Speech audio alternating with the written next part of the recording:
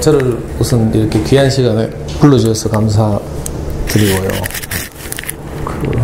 이제 오다 보니까 옛날에 제가 어린 시절에 우리 큰 집이 바로 여기 있었거든요. 애락원 옆에.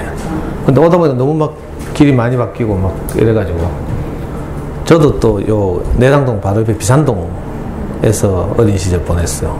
비산동에 가면 서부초등학교라고 있거든요. 여기서 가깝죠. 제가 그 학교 출신이고요.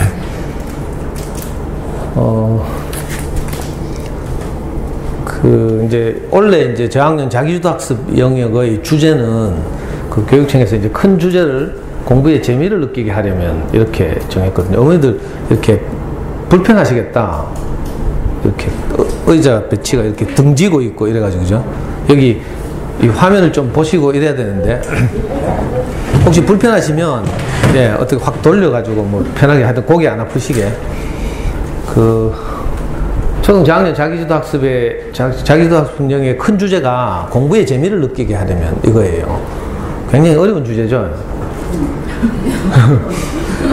저도 이 큰 주제를 뭐 하여튼 제가 정한 게 아니라서 교육청에서 이제 외부 교수님들한테 의뢰해가지고 큰 주제를 정하고 그 주제 아래에 너무 범위가 넓으니까 다시 이제 작은 주제를 4개 정했어요. 그 중에 하나가 첫 번째가 평생 공부의 미천을 마련하는 초등 독서. 두 번째 주제가 공부에 스스로 공부하는 아이를 키우려면. 이것도 엄청 어렵죠. 세 번째 주제가 사교육 없이 자녀 성장을 돕는 학부모.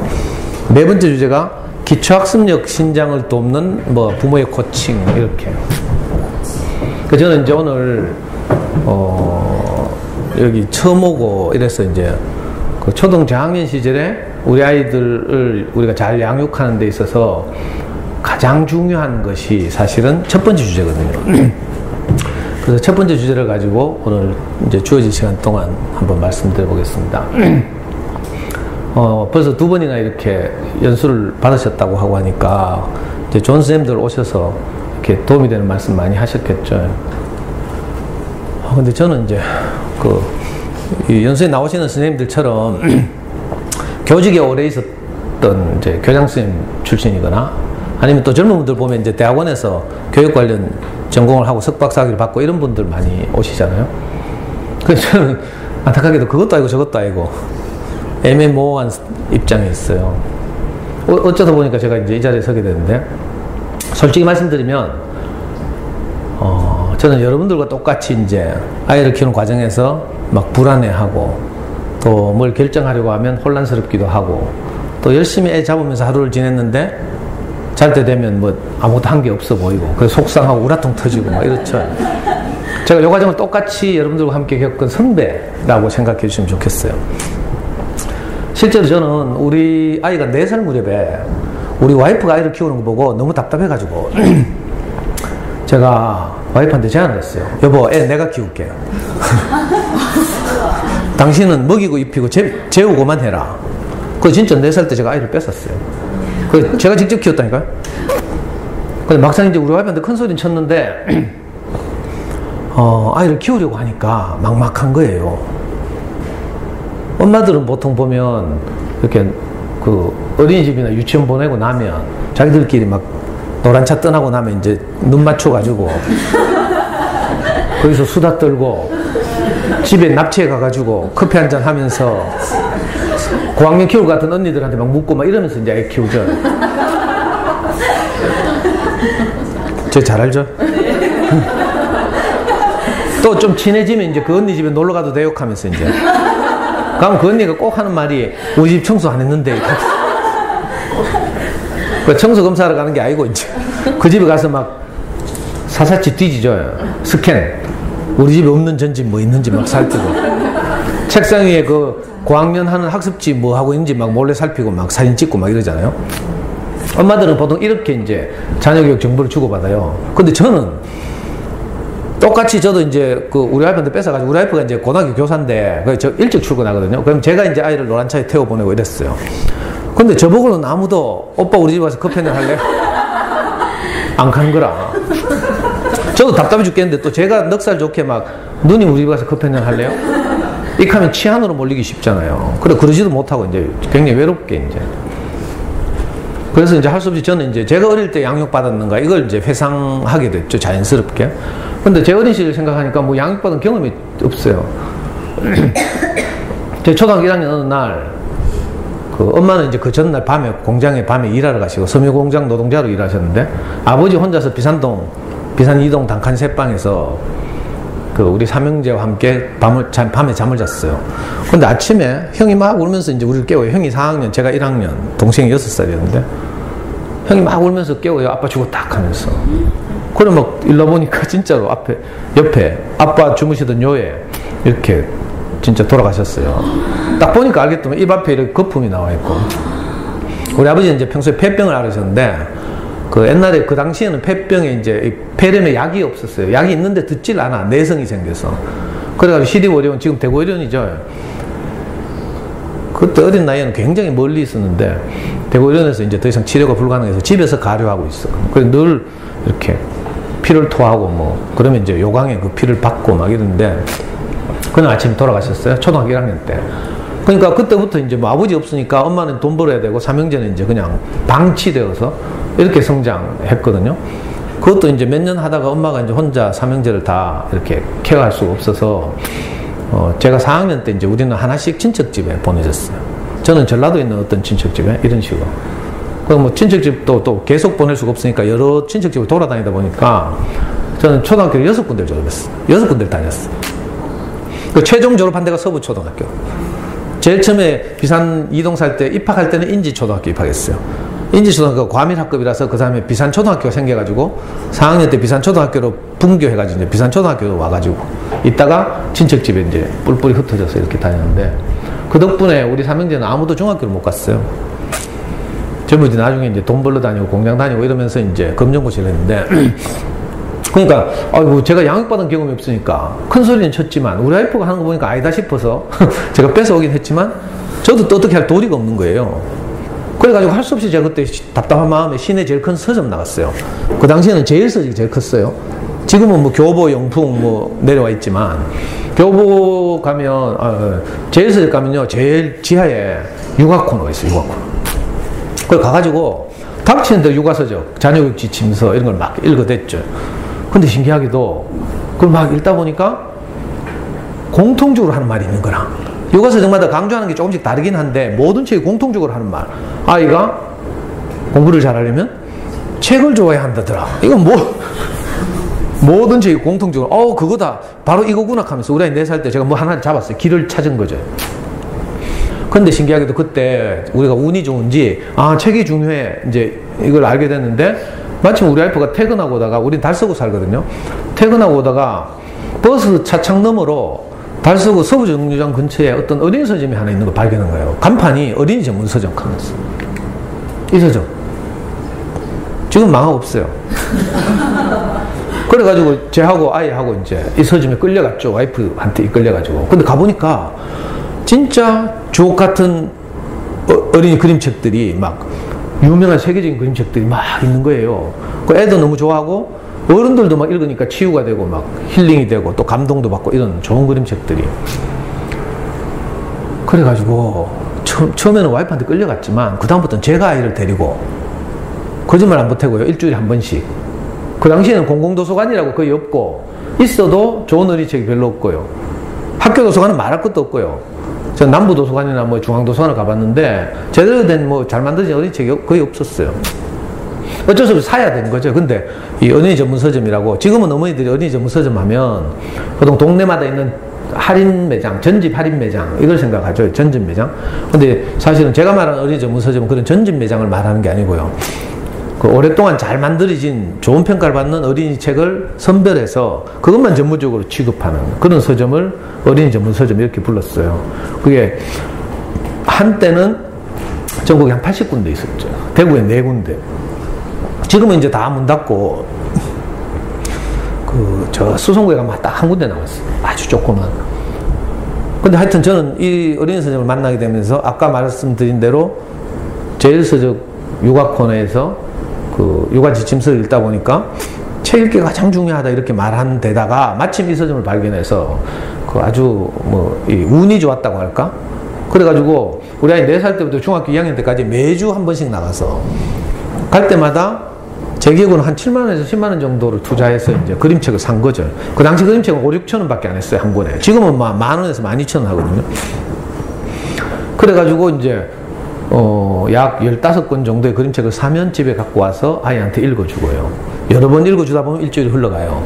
그러면 다시 또 나가서 사고. 정말 바쁜 주에는 제가 못 갔지만, 정말 이렇게 가능하면 그 일주일 텀을 지키려고 이렇게. 그걸 우리 아이 중학교 2학년 때까지 했어. 잘했죠?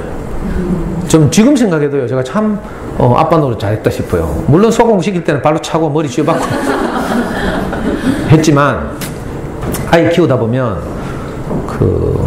정신병이 하나씩 있다는 걸 발견하죠? 저는 애 키워보니까, 내게 치유할 수 있는 정신병이 하나 있구나. 충동 조절 장애라고. 그죠? 정신과 가도 이건 대책이 없어요. 여러분들도 가끔 막 열받아가지고 애 잡고 나면 내일은 내가 꼭 병원에 가봐야지 이렇게 생각하죠. 병원은 좀 너무하면 상담센터라도 가봐야지 다 이렇게 생각하잖아요. 근데 이건요, 파트타임 사이코라서 풀타임으로 이러면 신경안정제를 투여하거나 항우울제를 복용하거나 하면 돼요. 근데 이건 이상하게 2시간 지나면 제정신 돌아와. 약 안 먹어도. 그렇죠? 저도 애 키우면서 애한테 좀 미안하긴 하지만 이건 저한테 뭐 가시나무새에 나오는 노래 가사처럼 가시나무새 알죠? 네. 내 속에 내가 알 수 없는 또 다른 나가 있어가지고 이상하게 이제 원인을 알 수 없는 불안감이, 그죠? 엄습해 와서 애는 멀쩡한데 이제 괜히 내가 불안해서 애한테 막 화내고 혼내고 하다 보면 이게 제어가 안 돼가지고 충동 조절이 안 되니까 계속 끝까지 가는 거죠. 저도 이런 일 많이 했어요. 그걸 다 귀한 시간에 제 실패를 다 말씀드릴 수는 없고, 주어진 시간 동안 제가 좀 잘난 척 하더라도, 그죠? 여러분들보다 훨씬 더 많은 실패를 했다. 이걸 먼저 말씀드리고요.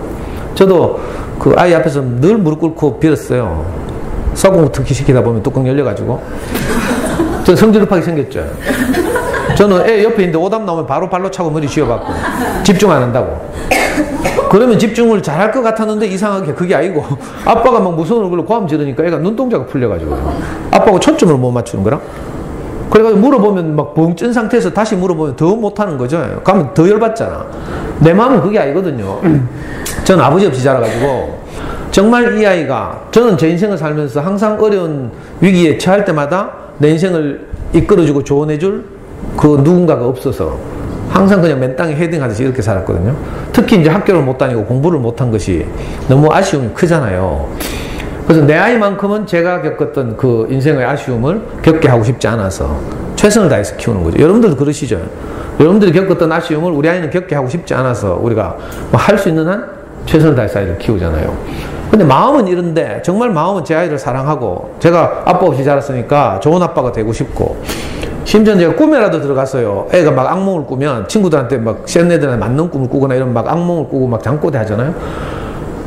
그러면 제가 막 그 거즈 수건으로 땀 닦아주고요. 저것만은 먼저 자쁘고. 분명히 입히고 먹이고 재우고는 지가 하락했는데 저는 공부만 시키고. 근데 잠도 내가 재우게 됐어요. 자기 피곤하다 하면서 먼저 들어가 잡으면 제가 막 들어가서 거즈로 땀 닦아주고요. 잠꼬대 하면 막 꿈속이라도 들어가고 싶고 이랬어요. 근데 그게 안 되잖아요. 근데 마음은 이런데 막상 공부를 시키려고 하면 이놈의 뚜껑이 자꾸 날아가서. 심지어는요, 이게 계속 열받으면 있잖아요. 풀리던 문제집 뚫뚫 말아가지고 막 머리통 쥐받고 막 몇 장 째고 있잖아요. 니 같은 거 공부할 자격도 없어. 여러분들은 저학년이라서 아직 이런 심각한 뭐 지경까지 안 갈지 모르는데 이제 애들 고학년쯤 되고 이러면요. 그래 막 째가지고 쓰레기 쳐박고요. 막 이제 겁주는 거죠. 그러면 잘할까 싶어가지고. 근데 사실은 애들은 이것 때문에 상처를 받잖아요. 엄마 아빠가 자기를 포기하는 것 같고, 그러니까 너무 속상해서 막 울면서 들어가서 이제 자러 들어갔어요. 근데 2시간쯤 지나면 제가 정신이 돌아오거든. 그럼 그제서야 이제 수습해야 돼, 수습. 그래서 쓰레기통 다시 뒤져가지고요. 문제집 짠 거 막 펴고 막 찢어진 거 있으면 같이 대부 붙이고요. 이래가지고 원상복구 해놓고 애한테 가서 미안하다 해야 되거든. 원상복구도 안 하고 가면 이제 애가 너무 속상해 하니까. 그 원상복구 다 해놓고 애 자는데 들어가가지고 침대 머리맡에 무릎 꿇고 앉아가지고 애 손을 꼭 잡고 아까는 아빠가 미쳤나봐. 우리 아들 아무 잘못도 없는데 아빠가 불안해서 그랬어. 저 있는 그대로 말했어요. 솔직하게. 아빠가 불안해서 그랬어. 조금만 더 기다려주면 아빠가 인간 될 거야. 아빠가 교회 다니면서 목사님 말씀 열심히 듣고 있으니까 네가 조금만 기다려줘. 이런 정말 마음으로 우러나온, 그리고 우리 아들 사랑해 하고. 이상하게 평소에는 이 말이 잘 안 나와요. 평소에는 했나? 왜 안 했어? 왜 늦었어? 뭐 양치해부터 시작해서 뭐 숙제했나? 전부 이런 일상적인 지시, 명령, 확인, 질책, 비난 이런 것만 하죠. 근데 참 역설적이게도 제가 제정신을 잃은 날, 그죠? 이런 날은 이상하게 애한테 미안해서 애를 상처를 치유해야 되니까 내 깊은 곳에 있던 저 호수 밑바닥에 가라앉아 있었던 그 아이를 소중하게 생각하는 마음, 이게 마지막에 나오게 돼 있어. 그러니까 비록 우리가 실패를 한다 하더라도 아이와 함께 이렇게 일상을 살 때 실패를 하더라도 그걸 가지고 좌절할 필요 없어요. 근데 이상하게 그날은 내가 진심으로 애한테 미안해하고 사랑한다 하고 이렇게 마음 편하게 재워야 되니까. 물론 우리가 정상적으로 충동 조절 잘 되고 살면 참 좋겠지만 어쩔 수 없이 우리가 그런 실패를 한다 하더라도 거기서 좌절할 필요는 없는 거죠. 많은 엄마들이 여기서 좌절해가지고 그래 뭐 자기 주도 학습이고 지랄이고 그냥 학원 보내자 이래가지고 다 학원 보내요. 근데 저는 애한테 미안하다고 진심으로 빌고 다시 또 털고 또 아이와 함께 손을 잡고 한 걸음씩 이렇게 걸어가고. 그래서 우리 아이는요 학원 한 번도 안 다녔어요. 진짜로. 이제 지금 우리 아이는 벌써 27. 나중에 보여드렸지만 오늘 말씀드리려고 하는 게 사실 그거잖아요. 체육기를 꾸준히 하다 보면요 이상하게 놀라운 성취를 보여요. 이거 인증샷. 제가 그 어린이 선생님을 다녔다. 5월 5일 어린이날 이 어린이 선생님에서 행사를 했어요. 가족 사진 찍어주는 거라. 어린이날 보통 놀러 가잖아요. 놀이공원 같은데. 근데 이제 아이와 함께 책을 읽으러 오면 가족 사진 찍어주는 거야.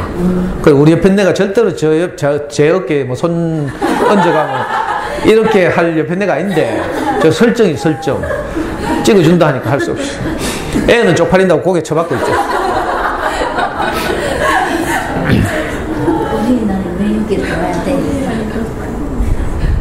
그러니까 이걸요 우리 아이 4살 때부터 중학교 2학년 때까지 12년을 했어요. 일주일에 한 번씩 꾸준히 갔죠. 근데 이제 우리 아이 중학교 2학년쯤 됐을 때 인터넷 서점에 등장하기 시작했어. 인터파크, 예스24, 알라딘. 그래서 막 동네 골목 서점이 굉장히 어렵게 됐고, 또 동네마다 교원 언니들이 워낙 활약하는 바람에 아줌마들 전부 뭐 교원에 교육받아 가가지고 막 급주면 있잖아요. 뭐 0세부터 2세까지 자연 관찰 기사고 다 해봤죠? 웅진교원, 몬테소리 프레벨, 뭐 아가월드 뭐 이런 메이저 5대 전집 이런 거 막 사재고 막 이런 일하고 동네 골목 서점 다 망하는 거라. 그때 이 서점 주인이 저보고 우리 아이 4살 때부터 10몇 년을 출입하면서 우리 아이와 저를 관찰했을 거 아니에요. 책을 꾸준히 읽은 애가 자꾸 성취가 놀라워지고 교육청 영재반에 선발되고 막 이러니까 저보고 서점 경영도 어렵고 하니까 이 서점은 엄마들 대상으로 자녀교육 강의를 좀 해달래요. 그래가지고 그때까지 저는 그냥 평범한 아빠였어요. 아마추어 아빠. 근데 저보고 강의를 부탁해서 그때 여름방학 때 딱 한 번 강의를 했는데 그때 12분인가? 지금 요 정도 규모의 조그만 서점에. 그래서 제가 이제 아이를 키우는 이야기를 좀 말씀드렸더니 엄마들이 너무 좋아하는 거예요. 그래가지고 그만 그 주부터 매주 한 번씩 매주 한 번씩 그 서점에서 강의를 하게 됐다니까. 그게 지금 13년째잖아요. 11년 동안 그 서점에서 강의를 하고 서점 문 닫고 난 뒤에는 우리 연구소에 와 이제 연구소 엄마들이 오셔서 저하고 매주 금요일마다 강의를 하고 있어요. 지금도 13년 됐어요. 이게 교육청이 이제 알려져가지고 저보고 연수를 좀 받고 학부모 영양강화 연수 좀 이렇게 다니라고.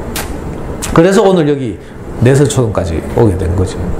벌써 이게 몇 년 됐는데 이제 저는 좀 그러니까 이 자녀 영양강화 교육 강사들 중에 좀 희귀종이죠, 희귀종. 교육 관련 전공이 있는 것도 아니고 뭐 아무것도 아니에요. 어쩌면 좀 속된 말 하면 B급 언어라면 야매죠, 야매. 근데 여러분들과 똑같이 불안해하고요. 실패도 하고 좌절도 하고 애도 잡고 그러면서 또 아이와 함께 다시 일어서서 한 걸음씩 걸어와서 지금 우리 아이는 원래 이제 SKY 경영학과를 졸업하고요. 지금 외국에 취직해 있어요. 외국 기업에 가서. 외국 나가 살고 있어요. 그래서 이제 그 과정에서 제가 경험한 것 중에서 여러분들에게 도움이 될 만한 것. 그리고 저만 이제 우리 아이만 할 수 있는 것도 일반적으로 못 하잖아요. 객관화시킬 수 없는 것은 제가 빼고 이렇게 해서 여러분들께 이제 어떤 말씀을 한번 드려보려고요. 체육이 중요하다는 사실을 여러분들 일찍 알고 있죠. 우리나라에서는 옛날에 푸르미 아빠가 나타나가지고 체육이 중요하다 이걸 아주 강조했어요. 푸르미 아빠가 언제 우리 아이가 초등학교 3학년 때 책을 냈어요. 푸르미하고 우리 아이가 동갑이에요. 우리 아이는 2월생이라서 한 해 학교를 일찍 들어갔을 뿐이고 동갑인데 이분이 저하고 비슷한 또래인데 그 어린데 벌써 책을 냈어. 유치원도 안 보내고 있잖아요. 웅진 방판 아저씨가 밀어주는 전집을 계속 웅진 책을 다 받아가지고 푸르미하고 푸르미 동생이 유치원 비용을 가지고 책을 사서 닥치는 대로 읽었더니 영재가 됐다 하면서 그것도 뭐 9살, 10살인데 뭐 진짜 영재인지 모르지만 하여튼 그것도 유명한 책이에요. 푸르미 이렇게 영재를 키웠다. 저도 그 책 읽어보고 갑자기 열이 확 받더라고. 이런 책은 내가 써야 되는데. 근데 푸르미 아빠가 큰 공헌을 했죠. 체육이 중요하다는 사실을 어머니들께 알리는데. 근데 제가 제일 아쉬운 것도 있어요. 체육이 중요하다는 건 알렸지만 진짜 중요한 건 좋은 어린 책이 어떤 책인지는 모르는 거라. 그래서 전적으로 그냥 웅진 방판 아저씨한테 의존해가지고 거기서 미는 대로 그냥 웅진 전집을 사서 닥치는 대로 읽었어요. 근데 이래가지고 이제 영재가 됐다고 하니까 엄마들이 막 난리가 났죠. 종교처럼 푸르미닷컴 다 들어가보셨죠?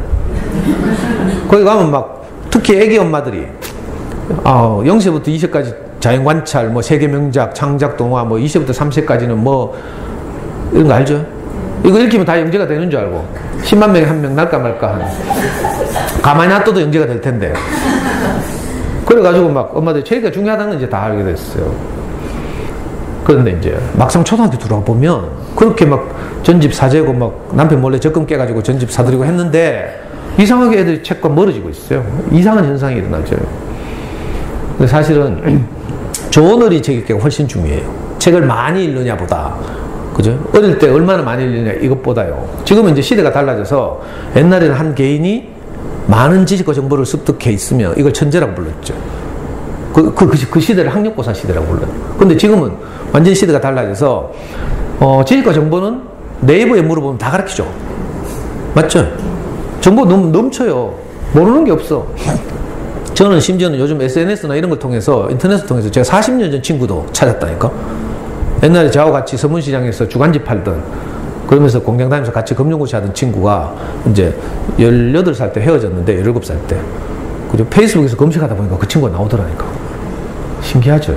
인터넷 시대가 됐어요. 그래서 지식과 정보는 인터넷에 다 공개되어 있어요. 지금은 어떤 건가 하면 공개된 지식을 잘 가려내고 어느 게 정확하고 뉴스도 왜 가짜 뉴스 막 판을 치죠. 그러니까 지식과 정보 중에서도 어느 것이 더 가치 있고 정확한 것인지를 가려내고 이 제공되는 지식을 바탕으로 새로운 컨텐츠를 창의적으로 만들어내는 능력 이런 게 중요해졌어요. 그러니까 옛날처럼 막 전집 읽어가지고 머릿속에 많이 집어넣고 이런 게 중요한 게 아니에요. 실제로 저는 어떤 꼬마를 만났는데 제가 인터넷 자녀교육 포털 사이트 잠수내 커가는 아이들이라는 곳에서 생길 때부터 제가 활동했거든요. 제가 이제 전국적으로 유명해진 거 여러분들 제가 전국적으로 유명한지 잘 모르죠.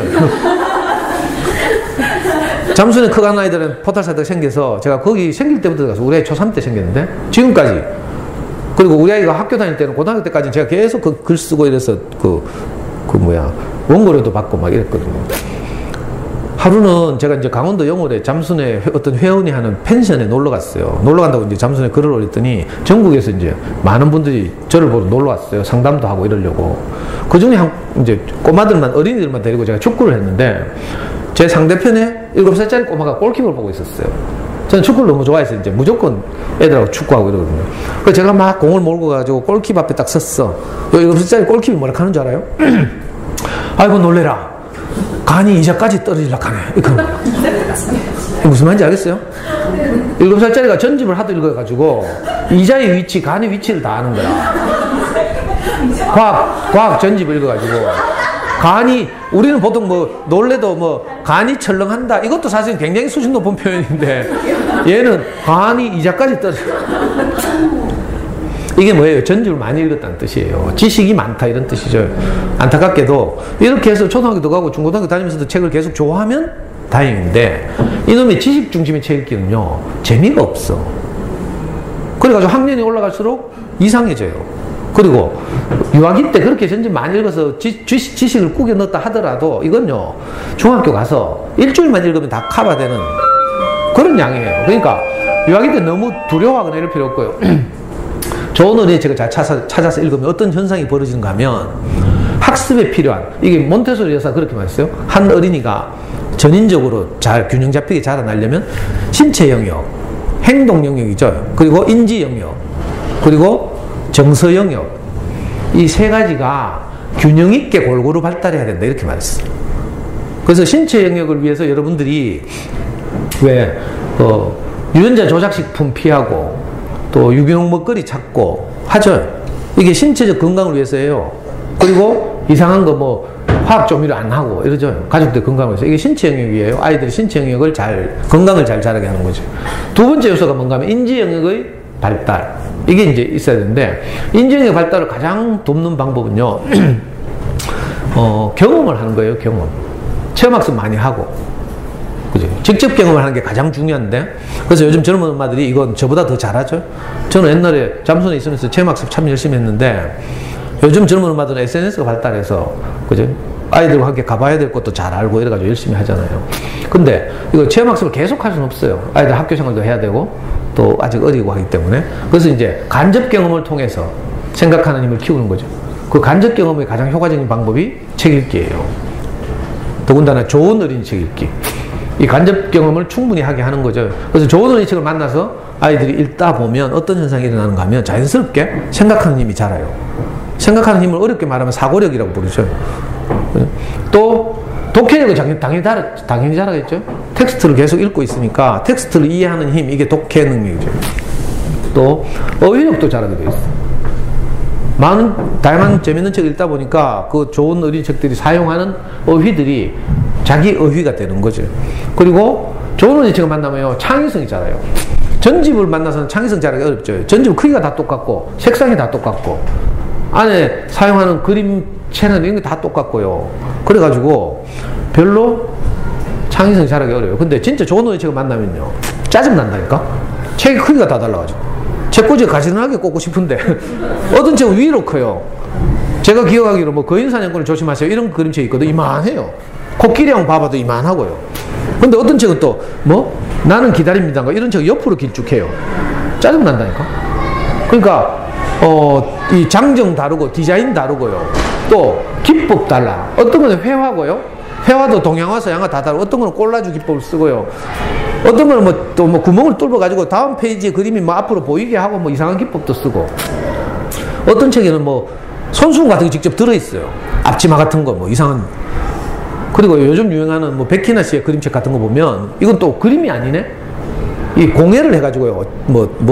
닭공예인가 뭐 해가지고 닭종이 공예를 해가지고 그걸로 사람을 만들어요. 만든 다음에 사진을 딱 찍어. 그래서 그림책이 배경으로 써요. 그러니까 좋은 책을 보면 정말 다양하거든요. 이런 다양한 그죠? 미디어들, 매체들 만나다 보면 아이들의 창의성이 저절로 자라는 거죠. 이건 마치 조금 전에 가신 분이 교장선생님이에요? 교감선생님?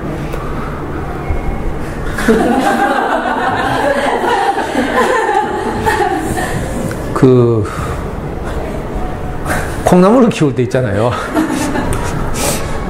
콩나물을 키울 때 콩나물 이렇게 위에 이거 뭐야 이 헝겊으로 덮어놓죠. 그리고 콩나물 씨를 보면 밑바닥이 뻥 뚫혀 있고 위로 물을 계속 부어요. 우리가 보기에 물이 다 빠져나갈 것 같잖아요. 뻥 뚫혀 있으니까. 근데 콩나물이 자라. 안 이상해? 잘 관찰해 보면요 물이 다 빠져나가는 게 아니고 그 물의 일부를 머금고 있는 거라.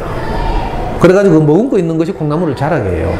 자, 우리 아이들이 좋은 어린이 책을 읽다 보면 다 잊어버린 것 같지만 대충 읽는 것 같지만 좋은 어린이 책은 재밌으니까 또는 감동이 있으니까 아니면 마음이 짠하니까 뭐가 남는다니까. 그 남아있던 것들이 아이들을 자라게 해요. 근데 엄마는 여기는 신뢰가 없어. 그러니까 책 읽고 나면 쫓아가가지고 그래가지고 앞으로 동생하고 어떻게 지낼 낀데 교훈을 뭐 얻었어? 하면 주인공이 어떻게 되는데 개사건 막 이런 거 묻죠. 그것도 몇 개 묻다 보면 그 다음 질문이 생각이 안 나거든? 근데, 또 친절한 전집 회사들이 문제지를 만들어가지고 책 뒤에다가 2페이지, 3페이지 붙여놓죠. 그럼 또 언니들이, 야, 이거 좋은 책이다 하면서 네가 뭐 문제 만들 것도 없이 전문가들이 질문을 만들어가지고 막 하면서 막 사라고 마케팅 하죠. 그 엄마도 가만 생각해 보니까 좋잖아. 내가 질문 안 만들어도 되니까 머리 안 아프고. 그래가지고 또 지른다? 좀 못되게 말하면요. 저는 뭐 오늘 여러분들 보고 다시는 안 볼 거니까. 제가 못되게 말하면 못되게. 그건 책이 아니에요. 그건 문제집이지 책이라고 할 수가 없어요. 죄송해요. 그런 책 다 가지고 있는데. 그러니까 제가 말씀드리고 싶은 게 뭔가 하면 독후활동 하지 말라는 거. 전문가들은 독후활동 이래 해라 저래 해라 찌랄하고 있는데 애들한테 부담 주면 안 돼요. 그죠? 안 그래도 우리가 수학 공부하다 뚜껑 열리고 단원 평가나 기말고사 치고 나면 점수 때문에 또 화내는 건 너무 쪽팔리니까 참고 있다가 양치 안 하는 거 가지고 또 막 트집 잡아가지고 막 애들이 다 알아. 안 그래도 그런 것 때문에 우리 뚜껑 열리는데 또 책읽기 가지고 뚜껑 열리면 어떻게 돼요? 그럼 맨날 뚜껑 열려야 돼. 그러니까요, 아무리 전문가들 와서 찌랄을 하더라도 섣불리 하면 안 돼요. 그러면 우리가 또 애 마음을 상하게 하고 우리가 불안하니까. 그러니까 책이 아이를 자라게 한다. 어떤 책이? 좋은 어린이 책이. 좋은 어린이 책에 대해서는 제가 마지막에 말씀드릴 텐데, 책이 콩나물이 어떤 것을 머금고 있다가 수분을 머금고 있다가 자라듯이 좋은 어린이 책을 읽으면 그 책이 아이들의 어떤 요소를 자라게 한다. 어떤 요소? 생각하는 힘, 독해하는 힘, 그죠? 어휘력, 창의력 이런 것들을 자라게 해요. 안 믿어져요?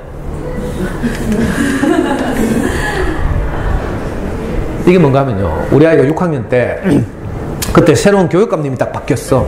지금 교육감님은 대구의 교육의 가장 중요한 화두로 행복이라고 잡았어. 그래서 학교마다 대구 행복교육. 그래서 지금 학부모 역량강화 연수하는 거라. 우동규 교육감 취임하고 나서부터. 그죠? 맨날 수성구에서 막 중학생들 막 극단적 선택을 하고 이러니까 이걸 학교만 힘으로는 안 되겠다 싶어서 부모님들이 도와줘야, 함께 협력해야 되겠다 싶어서 학부모 역량강화 교육을 하기 시작한 거지.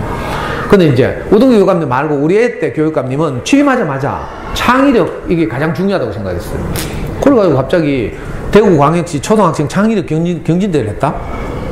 그때 초등학교가 대구에 190개 있었어요. 지금은 뭐 230, 40개 있는데 어느 날 창의력 경진대회를 했어요.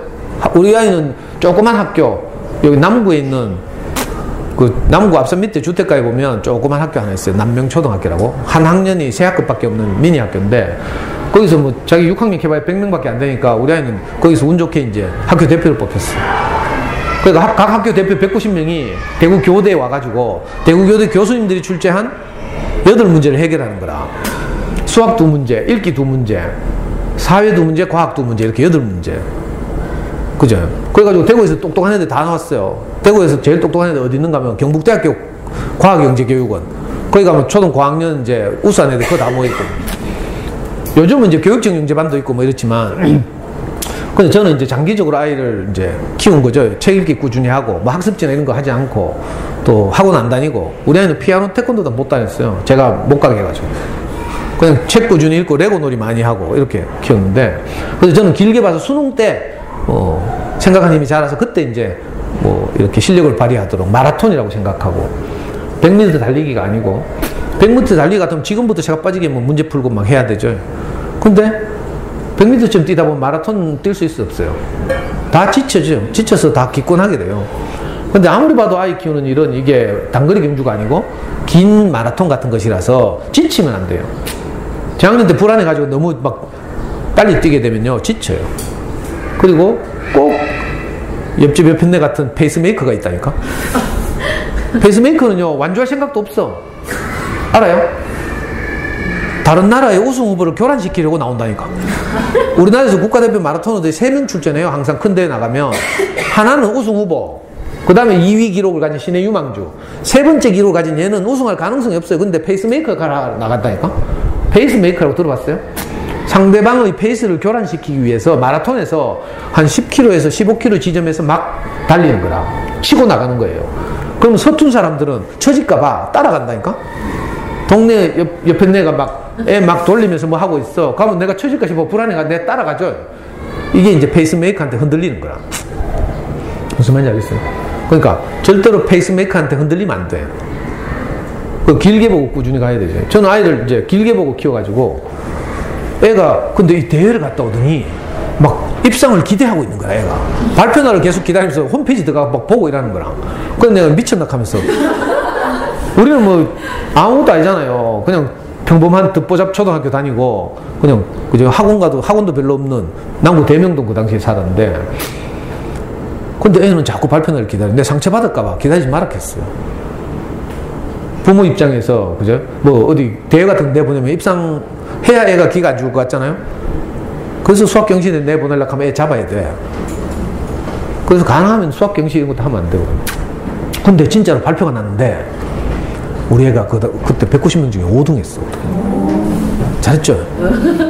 그때 금메달 1명, 은메달 3명, 동메달 5명. 우리 애가 받은 동메달이잖아요, 이거. 제가 원래 4월달까지는 이 사진을 PPT에 안 넣었는데 이번 연휴가 너무 길어가지고 올 초에 심심해가지고 사진 찍어가지고 일부러 넣었어요. 제가 이런 말씀 왜 드리겠어요? 좋은 어린이책 읽고 어린 선생님을 꾸준히 다녔는데 생각 외로 뭐가 잘하는 거라. 그죠? 우리 애는 진짜 일기 쓰기 싫어하고요. 독후감 쓰기 싫어하고 해가지고 제가 독후감도요 3학년 때 썼던 거 5학년 때 다시 출력해 가고 이랬어요. 저하고 짜가지고. 저는 아무것도 안 했어요. 독활동 하지 마라. 저도 안 했고, 애 보고도 아무 부담도 안 주고, 그냥 좋은 의식을 계속 사서 읽고, 또 많이 읽어주고 이랬죠. 근데 이상하게 뭐가 잘하는 거예요. 그때 나온 문제 중에 어떤 게 있는지 알아요? 근데, 어머니들 저학년이니까, 이거 칠판 되는 거 몰라?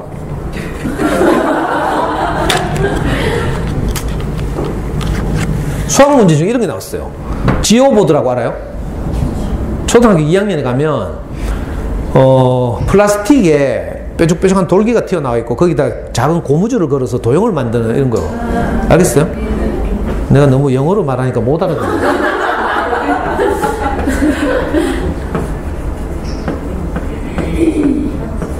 지오보드. 보드는 뭐예요? 판이죠, 판. 지오는 지오메트리, 기하. 왜? 수학은 크게 둘로 나눠졌어요. 대수와 기하. 무슨 말인지 알겠죠? 그러니까 이 창의력 경진에서 이 지오보드를 아이들한테 프린트해서 보여주고, 지오보드 보면 플라스틱 판에 왜 뾰족뾰족 못이 튀어나와 있죠? 거기다 고무줄 그런 거 있잖아요. 문방구 가면 작은 고무줄 팔잖아. 이제 좀 뭐 예.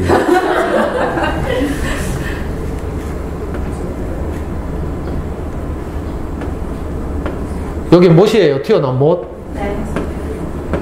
창의력 경진들을 하는데 이렇게 간격이 1, 여기서 여기까지 간격이 1이에요. 여기도 1이죠.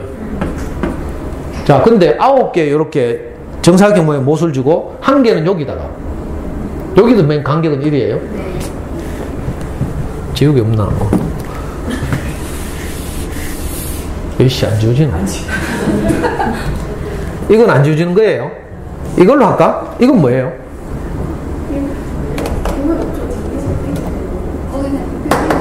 예? 지우개 없어? 이거 안 지워지네. 자, 문제가 뭐였는가 하면요. 그냥 대충 할게요.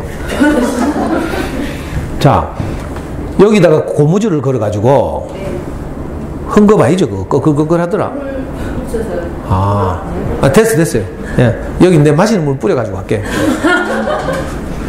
아니, 이거 보여요? 네. 자, 여기다 고무줄을 걸어서 삼각형을 만들 때 삼각형의 넓이가 2가 되도록 하라. 이 문제가 나왔어요. 무슨 말인지 알겠어요? 삼각형의 넓이는 뭐 6학년 되면 다 아는 거잖아요. 밑변 곱하기 높이 나누기, 이게 삼각형의 넓이에요. 2가 되려면 밑변이 2고 높이가 2이고 이런 삼각형을 딱 고무줄을 걸면 나누기 2 하니까 2가 되죠. 자, 한 개 걸었어요.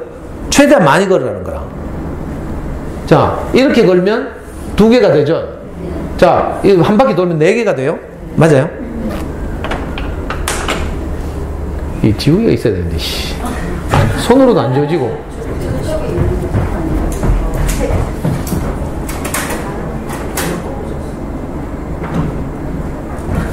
아이고, 괜히 이게 아닌데. 4개 걸었죠, 4개. 근데 잘 봐요. 이렇게 그러면 어떻게 돼요? 밑변이 2고, 높이가 2절. 자, 요것도 한 바퀴 뺑 돌면 4개를 걸겠죠. 8개 걸어요, 지금? 그래서 저는 해보니까 8개까지 걸겠어. 그 다음 또 어떻게 해야 되지? 골치 아프죠? 하여튼, 어떻게 해야 돼요. 그러니까 최대한 많이 걸어야 돼. 근데 포인트가 뭐예요? 요 놈을 활용하는 거야, 요 놈을. 이거는 다 할 수 있죠. 학교에서 대표들로 나오는데. 근데 뭐 하여튼 저는 뭐 9개인가 뭐 하여튼 겨우 걸었는데 지우개만 있으면 지우고 해보겠구만은 뭐. 근데 우리 애는 이걸 뭐 15개인가 걸었다는가 뭐 하여튼 해가지고 기다리는 거라, 발표를. 문제가 굉장히 창의적이죠. 초등학교 2학년 수학 교과서에 나오는 이런 건데, 이걸 가지고 우리나라 대구에서 가장 똑똑한 6학년들을 평가하는. 그러니까 같은 어떤 그 소재를 가지고도 이렇게 다양하게 창의성을 기를 수 있다는 거죠. 이게, 그리고요, 안 되죠. 이거, 안 되죠. 이거 뭐 전자칠판인가? 아, 돼요? 되네. 에이씨. 뭐, 이카노? 자, 하여튼, 이런 거 집에 가서 한번 해봐요. 또 괜히 애 잡지 말고. 엄마가 해보니까, 엄마가. 이렇게 하면 될란가? 이건 안 될 것 같은데. 그러니까요. 근데 이걸 15개 이상 걸었다니까, 우리 애가? 자, 나중에 연구해 봅시다. 이런 문제가 나왔어요. 굉장히 창의적이죠. 진짜 창의력 경진된 거라. 읽기 문제에서 어떻게 나온지 알아요? 성경에 보면 이스라엘 가장 지혜로운 왕 솔로몬이 어떤 두 아줌마가 쫓아와가지고 애기 하나 데리고 와가지고 저거 애 각자 자기 애라고 우기는 그런 장면 있죠. 하도 말려도 안 되니까 그러면 반으로 쪼개가지고 나누라 하니까 그제서야 친모가 포기했다는 거 아니에요. 자, 이걸 지문으로 주고 네가 만약 솔로몬이라면 어떻게 친자를 가릴 것인지 친엄마를 가릴 것인지 생각나는 대로 써라. 이게 생각하는 힘인 거라. 이런 문제가 나왔어요. 그러니까 우리 애는 뭐 어디 영재교육을 받은 적도 없고 아무것도 안 했잖아요. 근데 신기하게 거기서 5등 했다니까. 그래서 제가 말하는 거예요. 체육기를 꾸준히 하면 물론 다 우리 애처럼 되는 게 아니고요. 우리보다 더 뛰어날 수도 있고 좀 부족할 수도 있지만 아이의 가능성을 최대한 발휘하게 하는 거죠. 좋은 어린이책 읽으면 뭐가 잘하거든요. 생각하는 힘, 그죠? 독해력, 어휘력, 창의력 뭐 이런 여러 요소들이 잘한다고요. 이게 가장 좋은 영재교육이고요. 가장 좋은 조기교육이고 가장 좋은 공부예요. 책 읽기보다 더 좋은 공부는 없다니까. 근데 엄마들은 책 읽는 보고 책 읽지 말고 공부하라 한다? 이 진짜 역설이죠, 역설. 진짜 중요한 거예요, 이거.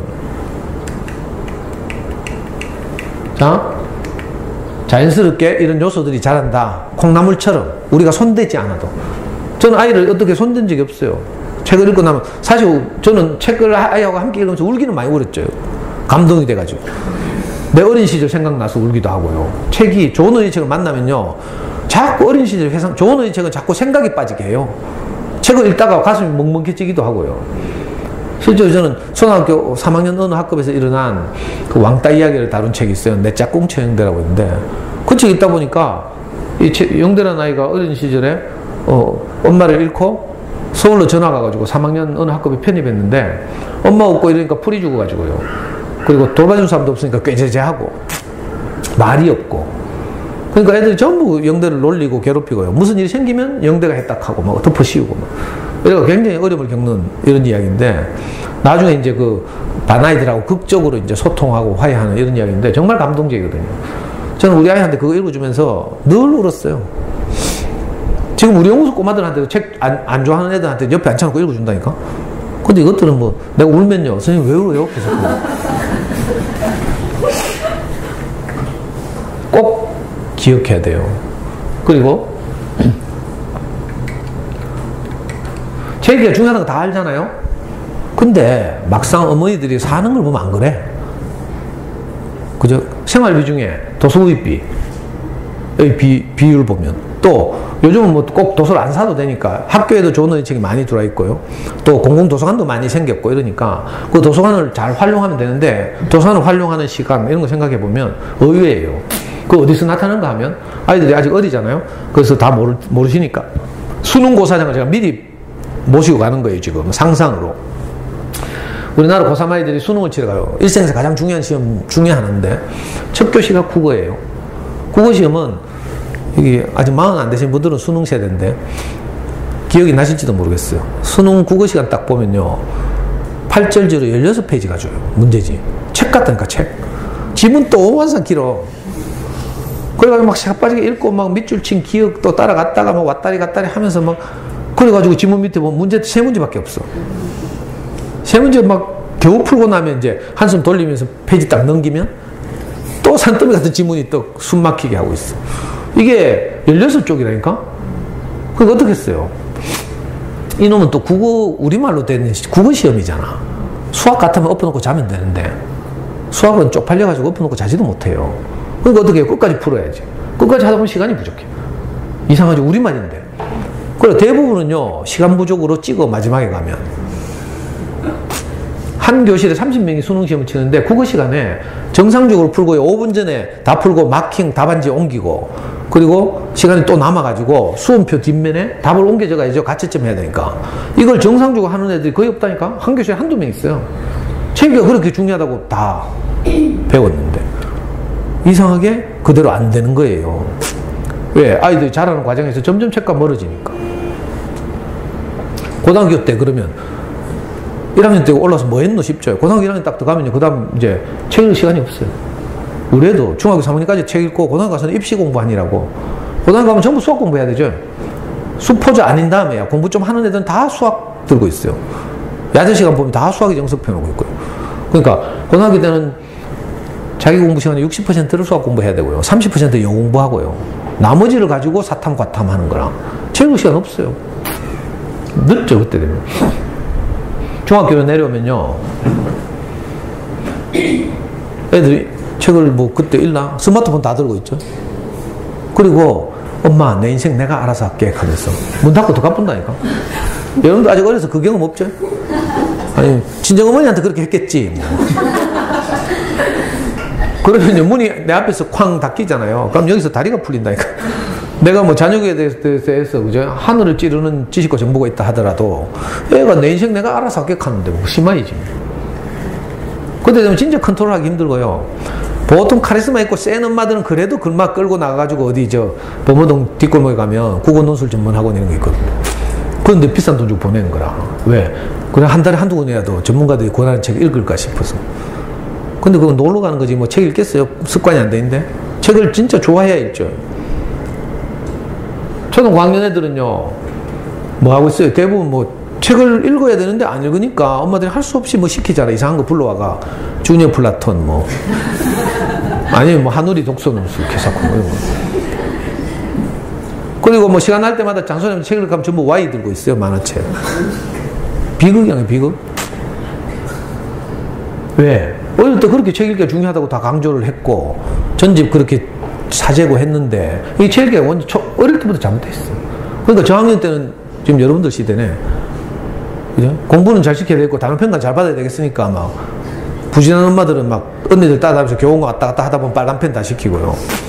빨간 펜은 너무 비싸다 싶으면 또 뭐 당과 싱크를 시키든지 뭐 구몬을 시키든지 뭐 하고 있죠.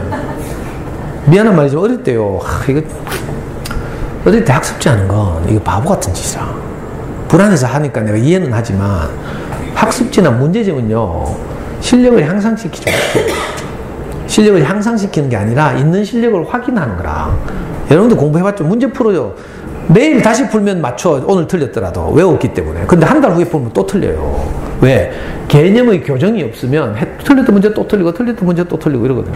그러니까 진짜 실력을 향상시키는 것은 수학 같으면 개념을 충분히 공부시키는 것이고 그죠? 길게 보면 제1기를 충분히 하는 거죠. 그래서 말귀를 잘 알아듣고 이런 실력을 저학년 때 키워야 돼요. 선생님이 하는 말, 설명을 많이 알아듣고 이러려면 책 많이 읽고 엄마가 읽어주는 책 읽기 소리를 많이 듣고 이래야 되거든요. 이게 가장 중요한데 이게 잘 안 되는 거라. 엄마들은 불안하니까 아까 말했죠. 옆집마다 페이스메이커 다 있다고. 특히 아예 그죠? 먹고 살기 힘들어서 뭐 지금 일하러 다니고 이런 엄마들은 페이스메이커 가도 못 하는데, 그죠? 자녀에게 관심 있는 엄마들이 일을 한다니까? 그래 막 쓸데없이 전화까지 해가면서 막 너가 그래 놔두면 안 된대 이렇게 자꾸 더 우리를 불안하게 만들고 막. 지가 불안하니까 또 옆집 엄마까지 꼬셔야 되는 거라 사실은. 그래가지고 계속 한다니까. 그러니까 어릴 때 학습지를 하는 건요 굉장히 아쉬운 일이에요. 학습지 할 시간에 좋은 어린이책을 읽어야 된다니까. 좋은 어린이책을 읽는 것이 눈에 잘 안 보이니까 엄마들은 당장 이번 단원평가에서 또는 이번 기말고사 한두 개 더 맞추려고 학습지를 하는 거죠. 그 불안감을 제가 모르지 않지만 이거요 자녀교육은 그러니까 불안감과의 전쟁이라. 그죠? 내가 불안감을 견디면서 길게 보고 아이를 키워야 되는데 내가 불안하니까 그냥 당장 뭐 이번 단원평가에서 하는 게 더 맞추려고 넘기는 문제집 풀리고 있는 거죠. 저도 어릴 때 그랬어요. 우리 아이 어릴 때. 그래서 뭐 내가 막 심하게 말할 수는 없고. 근데 제가 지나고 나서 보니까 아 그게 아니구나 이걸 알게 됐죠. 근데 이게 원래 첫 단추부터 잘못 끼워져서 저 유아 때 제일 중요하다는 거 다 들어가지고 어딨어? 가면 집집마다 다 이렇게 해놓고 있어요. 이 부분에 밝은 엄마들은요, 저게 무슨 책인지 다 알더라고요. 저서 저까지는 뭐, 또 제가 모르는 비메이저 또 전집 출판사도 많더만. 좀 싸고 막 이런. 이건요, 옛날에 제가 젊을 때는 엄마들 보고 강의할 때 이거 다 빨리 중고나라 갖다 팔아치우라고 했어요. 이거 있어봐야 뚜껑밖에 안 열린다니까. 예, 학교도 갔죠, 이제. 그럼 언젠가 읽겠지 하고 본전 생각하면서 계속 전집 한번 쳐다보다가, 예, 언젠가 읽는가 싶고 얼굴 쳐다보다가, 전집 쳐다보다 얼굴 쳐다보다, 이렇게 하면 갑자기 어느 날 또 컨디션 나쁜 날. 또 뚜껑 열리는 거라. 근데 요즘 생각하니까 내가 팔라 소리를 못 하겠어. 왜냐하면 이거 바로 빼면 인테리어가 무너져. 이건 책이 아니고요. 인테리어. 그러니까 이 인테리어 한 방에 무너지면 안 되니까 지금 제가 방법을 바꿨어요. 이제 좋은 의책을 사는 만큼 빼라고. 이제. 한 방에 확 빼보면 속이 시원하겠지만 그래도 보기가 허하고 막 이러니까 참 안타까운 일이에요. 왜냐하면 엄마들이 어릴 때 어떤 책이 좋은 의책인지 모르는 거라. 서점 가도 살 수가 없어요. 동네 서점 가면 당연하고 중앙매대에는요 항상 돈 많이 남는 만화책 학습 만화가 놓여 있어요. 서점에서는 이익을 많이 남겨야 되니까 싸구려 원가 얼마 안 되고 서점에 이익을 많이 주는 싸구려 만화들이 중앙에 있어요. 대형 서점 가도 마찬가지예요. 그냥 모르고 가면요 이건 모래사장에서 바늘 찾기처럼. 요즘은 그래서 차라리 어린 서점 없으니까 인터넷 서점을 잘 하는 게 훨씬 좋아졌어. 큰 서점 나가기보다. 그 언니들 따라서 교육받으러 가보면 익하거든요. 막 겁을 주면서 막 몇 시부터 몇 시까지 몇 시부터 몇 시까지 진짜 뭐. 그리고 푸르미닷컴 가면 요즘 저가 전집 만들어 팔고 막 이러더라. 장사 하도 되고 엄마들이 하도 겁나니까 엄마들의 불안감을 이용한 마케팅을 하는 거죠.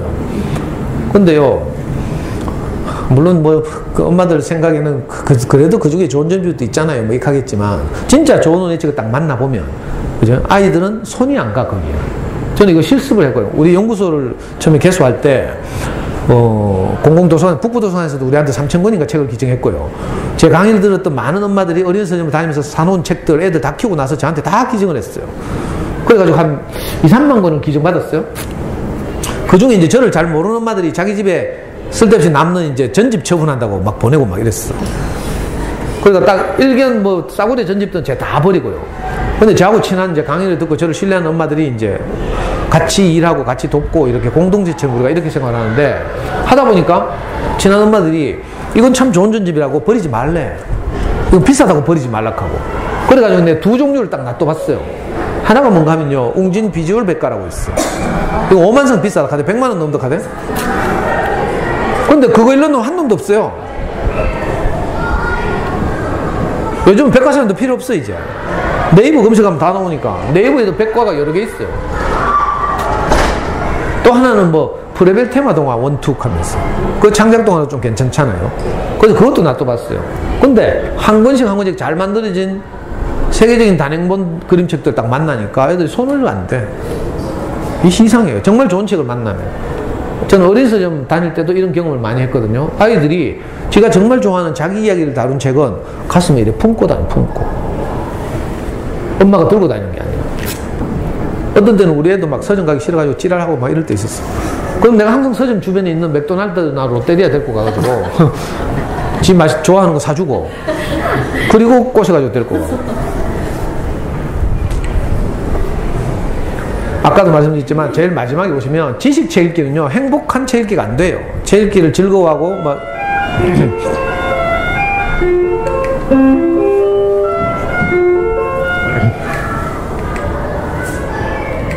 이씨 왜 안 넘어가?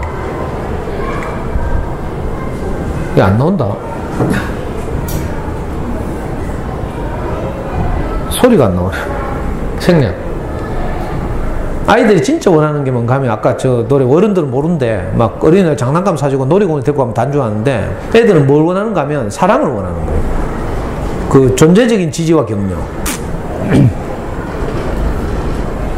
근데 우리가 해보면 이게 잘 안 되죠. 아이들을 정말 깊이 사랑하고 이게 잘 안 되잖아요. 마음은 있는데 입에서 나올 때는 뭐라고 나와요? 막 엄마도 이렇게 고상하고 얌전하게 있지만 집에 CCTV 설치해놓고 보면요 막 욕을 얼마나 잘하는지. 제가 우리 연구소에서 이제 어린이를 위한 인문학 수업 해가지고 애들하고 1학년부터 9학년까지 팀을 짜서 그림책 해가지고 매주 한 번씩 수업을 해요. 어떤 책을 보면 이제 엄마들의 폭풍 잔소리가 막 나오는 책이 있거든. 그런 책을 가지고 수업을 할 때 제가 어떻게 하냐면 A4를 주고요 엄마의 폭풍 잔소리를 리얼하게 있는 그대로 써봐라 하거든. 그럼 동화책에는 폭풍 잔소리가 한 페이지밖에 안 나와. 근데 애들은요 3페이지 4페이지 쓴다. 거기다가 리얼하게 욕까지 막 야이씨.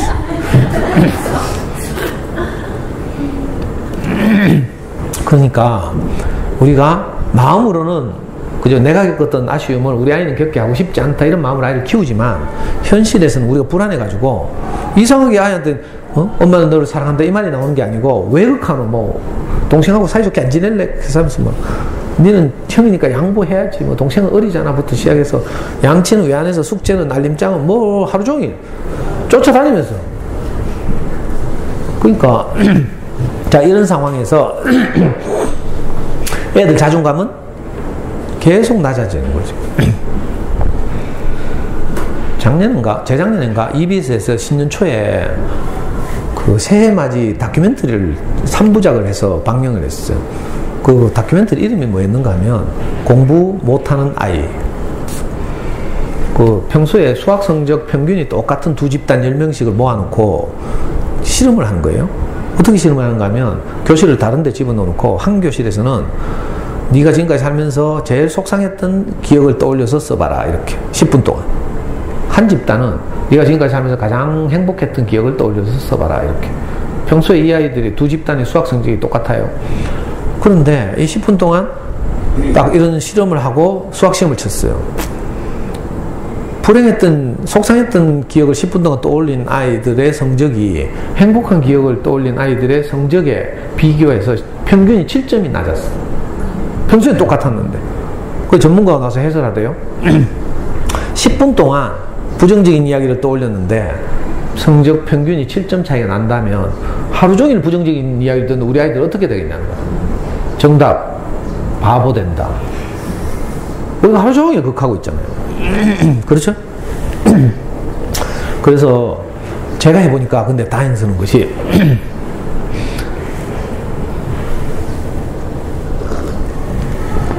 좋은 의의 책을 만나서 읽어주면요.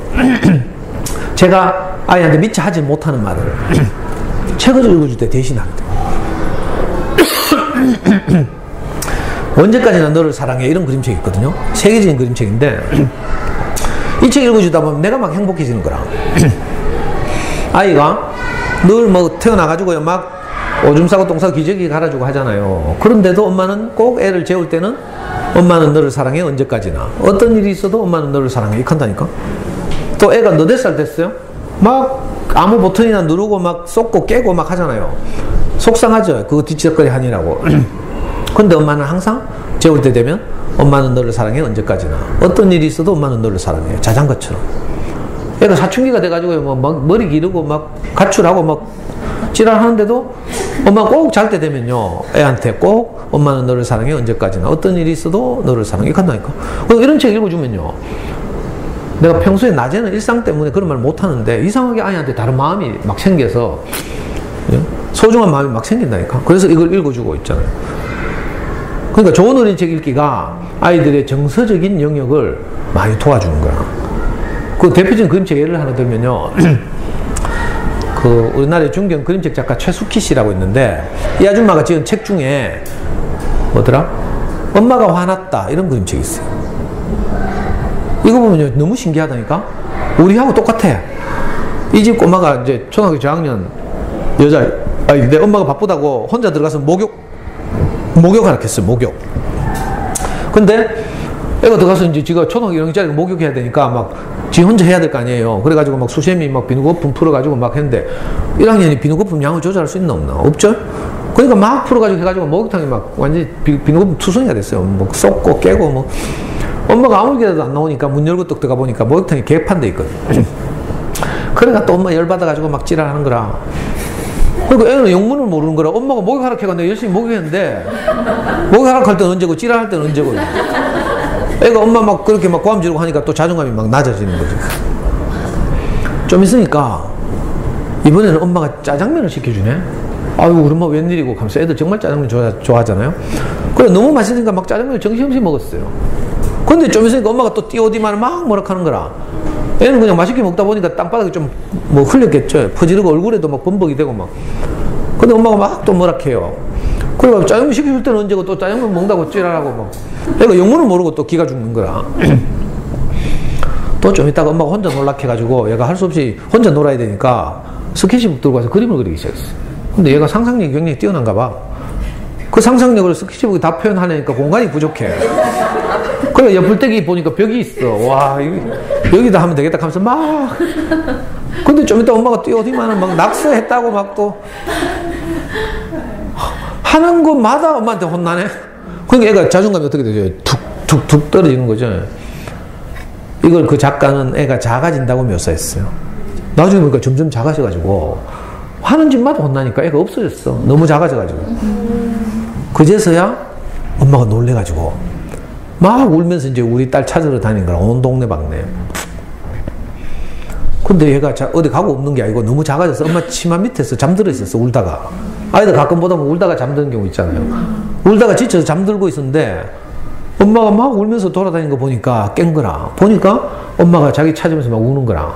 그제서야 얘가 마음이 좀 풀리는 거예요. 아, 우리 엄마가 나를 진짜는 사랑하는구나. 맨날 잔소리하고 이랬지만 이걸 이제 그때서야 아는 거지. 그죠? 자, 우리 꼬마들이 이 책을 만나서 읽는다고 칩시다. 그럼 이 책의 주인공과 우리 애가 어떻게 되겠어요? 내하고 똑같네? 이걸 뭐라고 불러요? 동일시. 예. 내하고 똑같아야 되는 거죠. 그래야 몰입이 들어가거든요. 엄마들 왜 작년에 태양의 후예 볼 때 송혜교하고 지하고 동일시가 되는 거예요. 그래가지고 시청률이 그래 높다니까?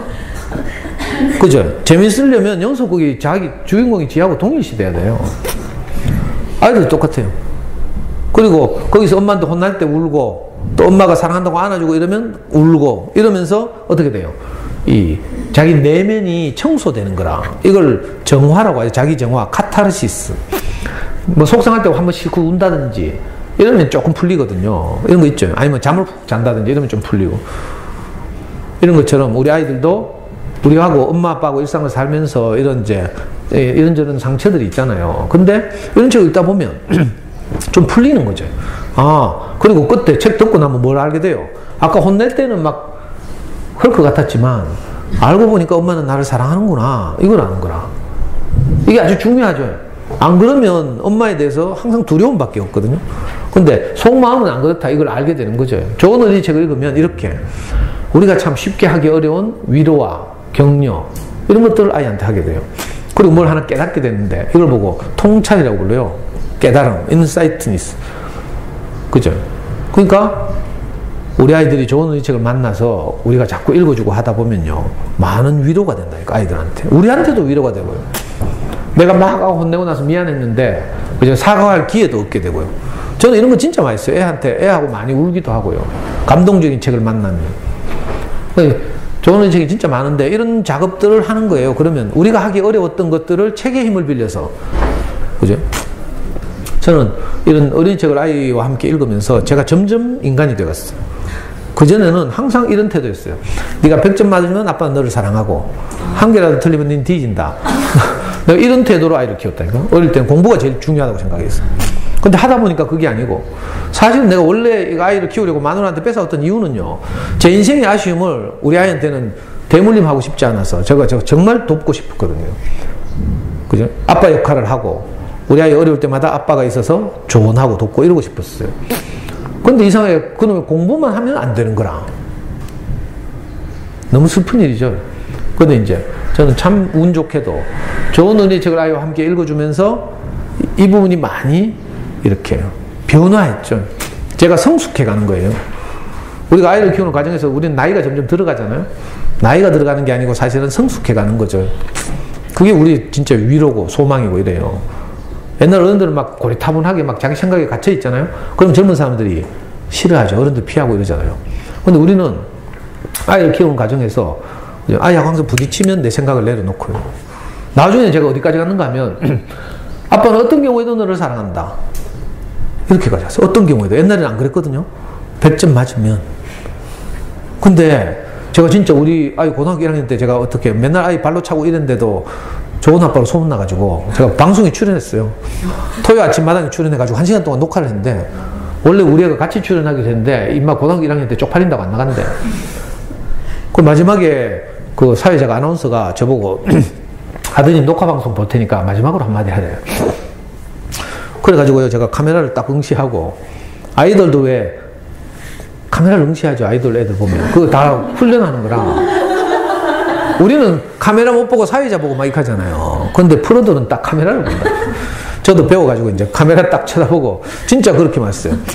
제가 유언하듯이 저는 우리 아버지 30대 후반에 돌아가셨거든요. 제 초등학교 1학년 때니까. 그러니까 저도 항상 이런 트라우마가 있어서 언젠가는 내가 아이 곁을 떠날지도 모른다. 이런 두려움이 있어요. 그래서 그날도 내가 마지막으로 유언하는 마음으로 카메라를 바라보면서 그렇게 말했어요. 사랑하는 내 아들아, 아빠는 어떤 경우에도 너를 사랑한다. 네가 앞으로 인생을 살면서 이 말을 잊지 않았으면 좋겠다. 내가 유언처럼 그렇게 말했다니까. 어릴 때는 제가 이게 안 됐거든요. 근데 커가는 과정에서 아이와 함께 좋은 어린이 책을 읽고 이러면서 그죠? 저도 많이 사람 된 거죠. 그러니까 아이 키우는 일은요 진짜 즐거운 일이에요. 사실은 많은 엄마도 이걸 모르니까 도 닦는 일이래. 참고 뭐 이렇게 하니까 사실은 도 닦는 게 아니고요. 아이 아니면요 우리 안에 어떻게 이렇게 그죠? 아이를 사랑하는 저는 꿈속에라도 들어가고 싶었다니까. 아이를 돕고 싶어서. 이런 마음이 아이 아니면 어디 있겠어요. 와이프를 위해서는 절대로 꿈속에 안 들어가요. 아이니까 그렇잖아요. 우리는 아이를 사랑하는 그 한량없는 마음이 있죠. 여러분들도 아가씨 때는 막 이기적이고 이랬을 거라. 근데 오늘 아기를 낳고 나니까 내게 없던 마음이 창조돼 있죠. 그죠? 밤에 잠도 못 자고 막 젖 먹이고 막 그죠? 애 울면 같이 깨고 막 이랬잖아요. 우리 안에 우리 아이 때문에 우리에게 정말 그죠? 그래서 어떤 사람은 그렇게 말했어요. 신이 모든 그죠? 곳에 이렇게 자기가 나타날 수 없으니까 자기를 대신할 어머니를 이 땅에 보내셨다. 뭐 이런 말이 있죠. 그래서 어떤 어떤 학자는 뭐 이걸 모신이라고 불렀어요. 어머니는 신이다. 모신 해가지고 부모교육 같은 거 할 때 그 책으로 뭐 그 책 제목이 모신이라는 책도 있다니까. 우리가 아이 없었으면 어떻게 이런 마음을 우리가 가지고 있겠어요. 진짜 아름다운 마음이죠. 그러니까 책 읽기를 통해서 좋은 어린 책 읽기를 하면 이 정서적으로 안정되는 거라. 정서적인 안정이 없이요 머리 아무리 잡아도 소용없어요. 공부를 시켜보면요 어머니들도 왜 우리가 기분이 좋을 때 어떤 날 뭐 예를 들면 남편이 우리 친정 동생이 지금 어려움을 겪는데 남편이 막 어디 꼬불치고 있던 돈 1,000만 원을 주면서 여보 이것밖에 없는데 저는 좀 도와줘. 그러니까 하면 정말 기분 좋고 감동이 되죠. 그날은 반찬을 해도 막 더하죠. 신나가지고. 근데 막 시댁에서 뭐 시어머니 전화가 막 기분 나쁘게 하면 청소기 돌리기 싫죠. 애 공부도 똑같다니까. 애들이 지지와 격려를 받고 정서적으로 안정되어 있으면 자기 할 일을 잘 해내고요. 애들도 늘 혼나고 뭐 이러면서 기죽어 가지고는 잘 못하는 거라.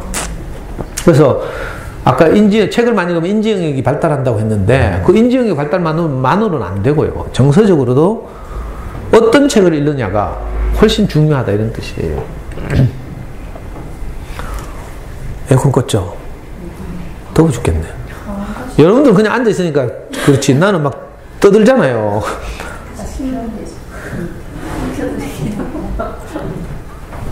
어머니 춥구나. 저는 잘못하다 쓰러져요. 더운 데서 강의하다 질식한다니까. 자, 두 번째 인증샷. 이거 우리의 수능 성적표예요. 여러분들 뭐 봐도 모를 길 아마. 하여튼 이런 성적표를 본 적이 없으니까 봐도 모르겠죠. 이게 어느 정도 성적표인지 알아요? 자, 우리 아이 때, 요즘은 이제 애들이 좀 줄어들었지만, 우리 아이 때는 60만 명 이상이 수능시험 쳤어요. 60만 명. 문과 20만 명, 이과 쳐다봐도 몰라요. 이거 뭐 성적표 본다고 아나. 자, 계산하기 좋게요. 문과 40만 명, 이과 20만 명이 수능을 쳤다고 쳐요. 우리 아이는 문과예요. 경영학과 같죠. 법대가 없어진 바람에 경영학과 같은데, 문과 40만 명 중에 상위 10%는 몇 등까지 하면 돼요? 40만 명, 10%. 너무 쉬워서 대답 안 하나? 4만 등이죠, 4만 등. 10%는, 상위 10%는 4만 등이에요. 자, 상위 1%는 4천 등이죠. 내가 다 계산할게요. 그 전술적인 상위 1%가 4천 등이라니까. 우리나라 고등학교가 한 4천 개 되거든. 그러니까 1%가 4천 등이에요. 자, 0.1%는 400등이죠.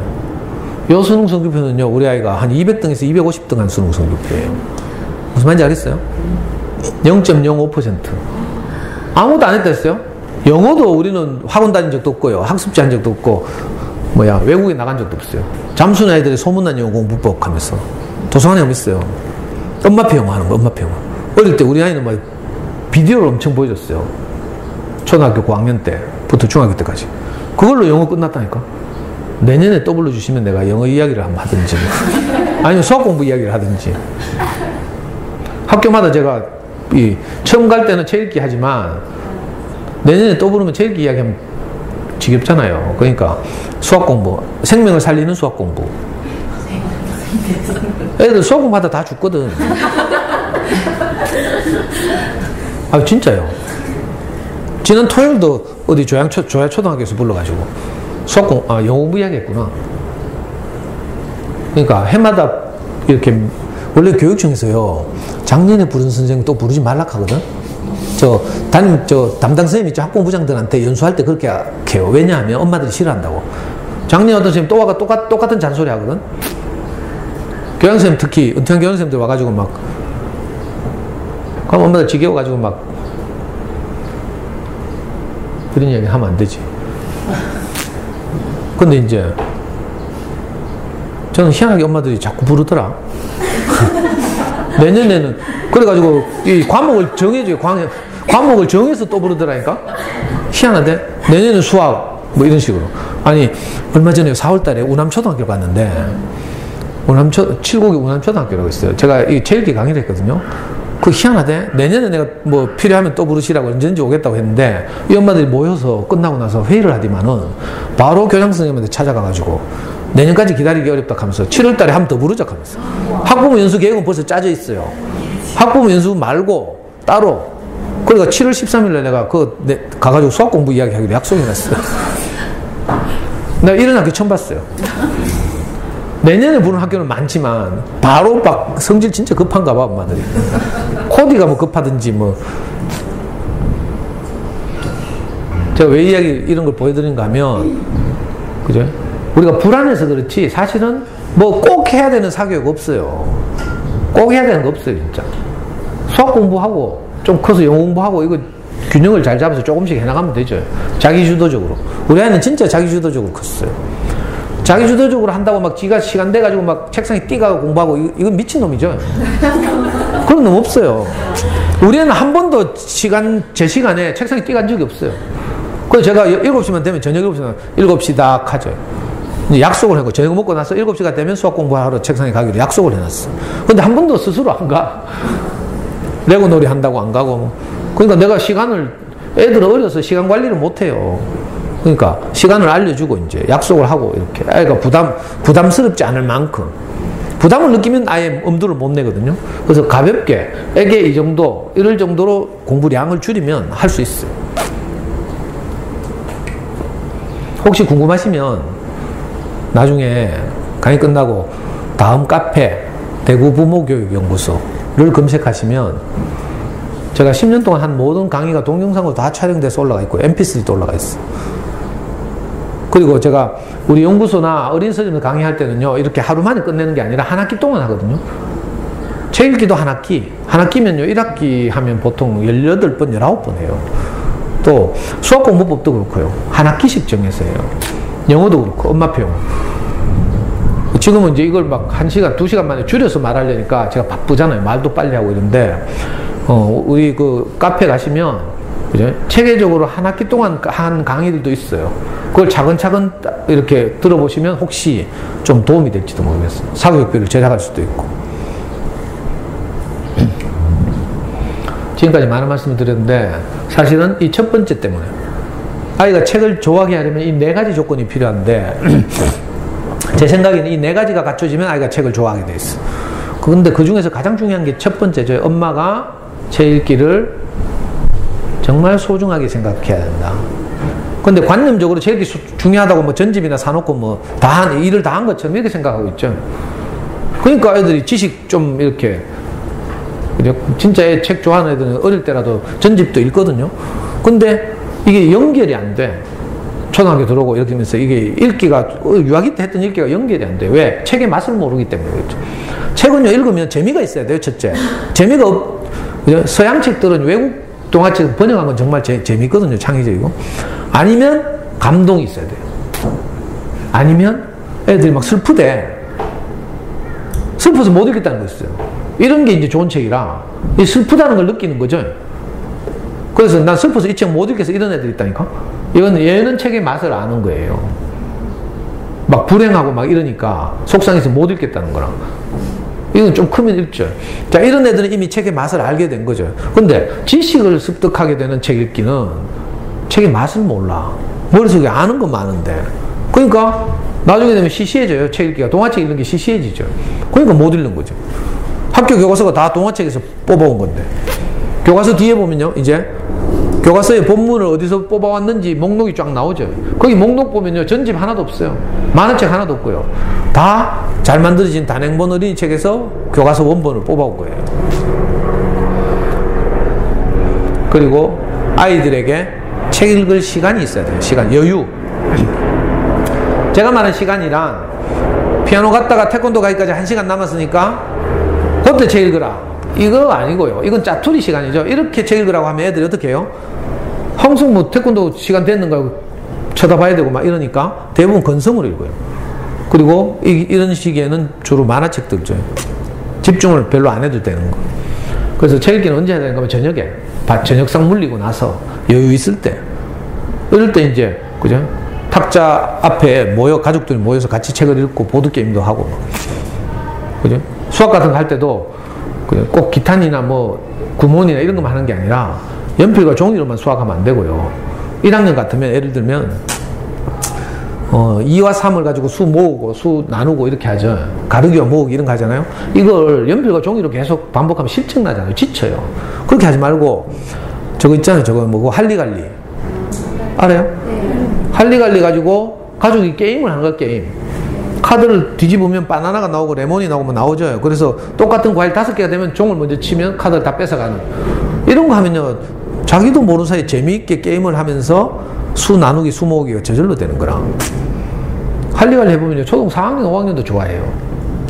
저는 엄마들 집에 상담하러 가거나 이럴 때 가면 그 집 애들하고 제일 빨리 할 수 있는 게 할리갈리거든. 할리갈리 가끔 가다가 던킨 도너츠 같은 데서 사은품으로 준다니까. 할리갈리도 복잡한 거 말고 할리갈리 클래식, 뭐 복잡하게만 있는 거 말고 돼지 있고 뭐 이런 거 말고 그냥 정통적인 거. 그리고 좋은 어린이책이 손 닿는 곳이 있어야 되죠. 자, 좋은 어린이책에 대해서는 이제 요 페이지 다음에 말씀드리기로 하고, 4번째가 뭔가 하면 책을 저학년일수록 많이 읽어줘야 돼요. 근데 엄마들이 대부분 이걸 실수하는 게 뭔가 하면, 이제 학교도 들어가고 글도 아니까, 또 동생도 있고 하니까 네가 읽어, 이렇게 한다니까. 근데 책 읽기는요, 한글 안다고 되는 게 아니에요. 영어 알파벳을 알지만 우리 영어 책 못 읽잖아요. 읽어가면 부담되죠. 버벅거리잖아. 애들 한글 안다고 해서 한글책 읽을 수 있는 게 아니에요. 왜냐하면 책 읽기라는 것은 분위기도 알아야 되고요, 숨은 뜻도 있어야 되고, 배경도 의식해야 되고요, 저자의 의도도 있죠. 이런 걸 다 고려하면서 띄어읽기 해야 되는데, 이걸 꼬마들이 어떻게 하겠어요? 쉽지 않아요. 그래서 저학년일수록 책을 많이 읽어줘야 돼요. 실제로 책 읽어주기가 그 아이의 책 읽기를 좌우한다, 이런 말이 있어요. 그러니까 언제까지 읽어주는가 하면 엄마가 읽어주는 것이 너무 느려 터져가지고 애가 지가 눈을 읽는 게 훨씬 빠를 때가 와요. 그럼 답답해가 뺏어간다니까? 그때까지. 그리고요, 글밥 많은 책 읽어주려고 하지 마. 그러면 목 아프잖아요. 엄마들은 자꾸 사치해가지고 학년이 높으니까 이제는 그림책 그만 읽고 뭐 글밥 많은 책 읽고 이렇게 한다니까? 그러면 안 되고요. 그림책, 좋은 그림책, 창의적인 그림책들이 늘렸어요. 초등학생들이 읽을 수 있는 좋은 그림책들이. 글밥도 얼마 없는 거. 이 시대가 바뀌고 있어요. 요즘은 이제 미디어 시대가 되잖아요. 옛날엔 텍스트 시대인데 지금 미디어 시대예요. 그래서 꼭 글밥 많은 책을 강요할 필요 없어요. 시간이 흐르면 저절로 글밥 있는 책으로 가게 돼 있으니까. 이거 잠수내에서는 뭐라고 하는 거면 이걸 지평선 읽기라고 해요. 지평선처럼 수준 낮은 책을 계속 읽다 보면 저절로 레벨업 되는 거라. 우리가 의식해서 막 글밥 많은 책 읽어야지 하고 권하지 않아도 괜찮아요. 저는 지금 우리 연구소에서 고학년들하고도 그림책으로 수업해요. 일주일에 한 번씩 그림책을 읽고 생각을 표현해보고, 그죠? 아이들의 마음을 이렇게 위로하고 치유하고 이런 작업을 하거든요. 그러니까 어머님도 안심하고 글밥 적은 책 읽어주고요. 또 내가 다 안 되면 아빠들한테 도움을 청하고, 이렇게 하면 되죠. 이것도 이야기 할까 말까?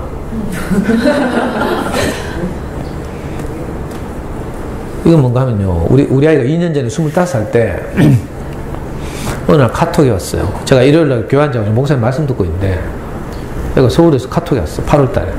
아빠, 왜? 하니까 시험이 와 이래 쉽노? 하더라고. 그너 무슨 시험? 하니까 로스쿨 입문시험. 이렇게 하는 거야. 그래서 내가 또 듣자마자 갔잖아 가지고. 아니, 로스쿨 입문시험을 쉽다고 하니까 초등 저학년들 생각나더라고. 초등 저학년들 기말고사 치고 나서 쉽다 하는 놈들 있죠? 걔들은 다 60점, 70점이야.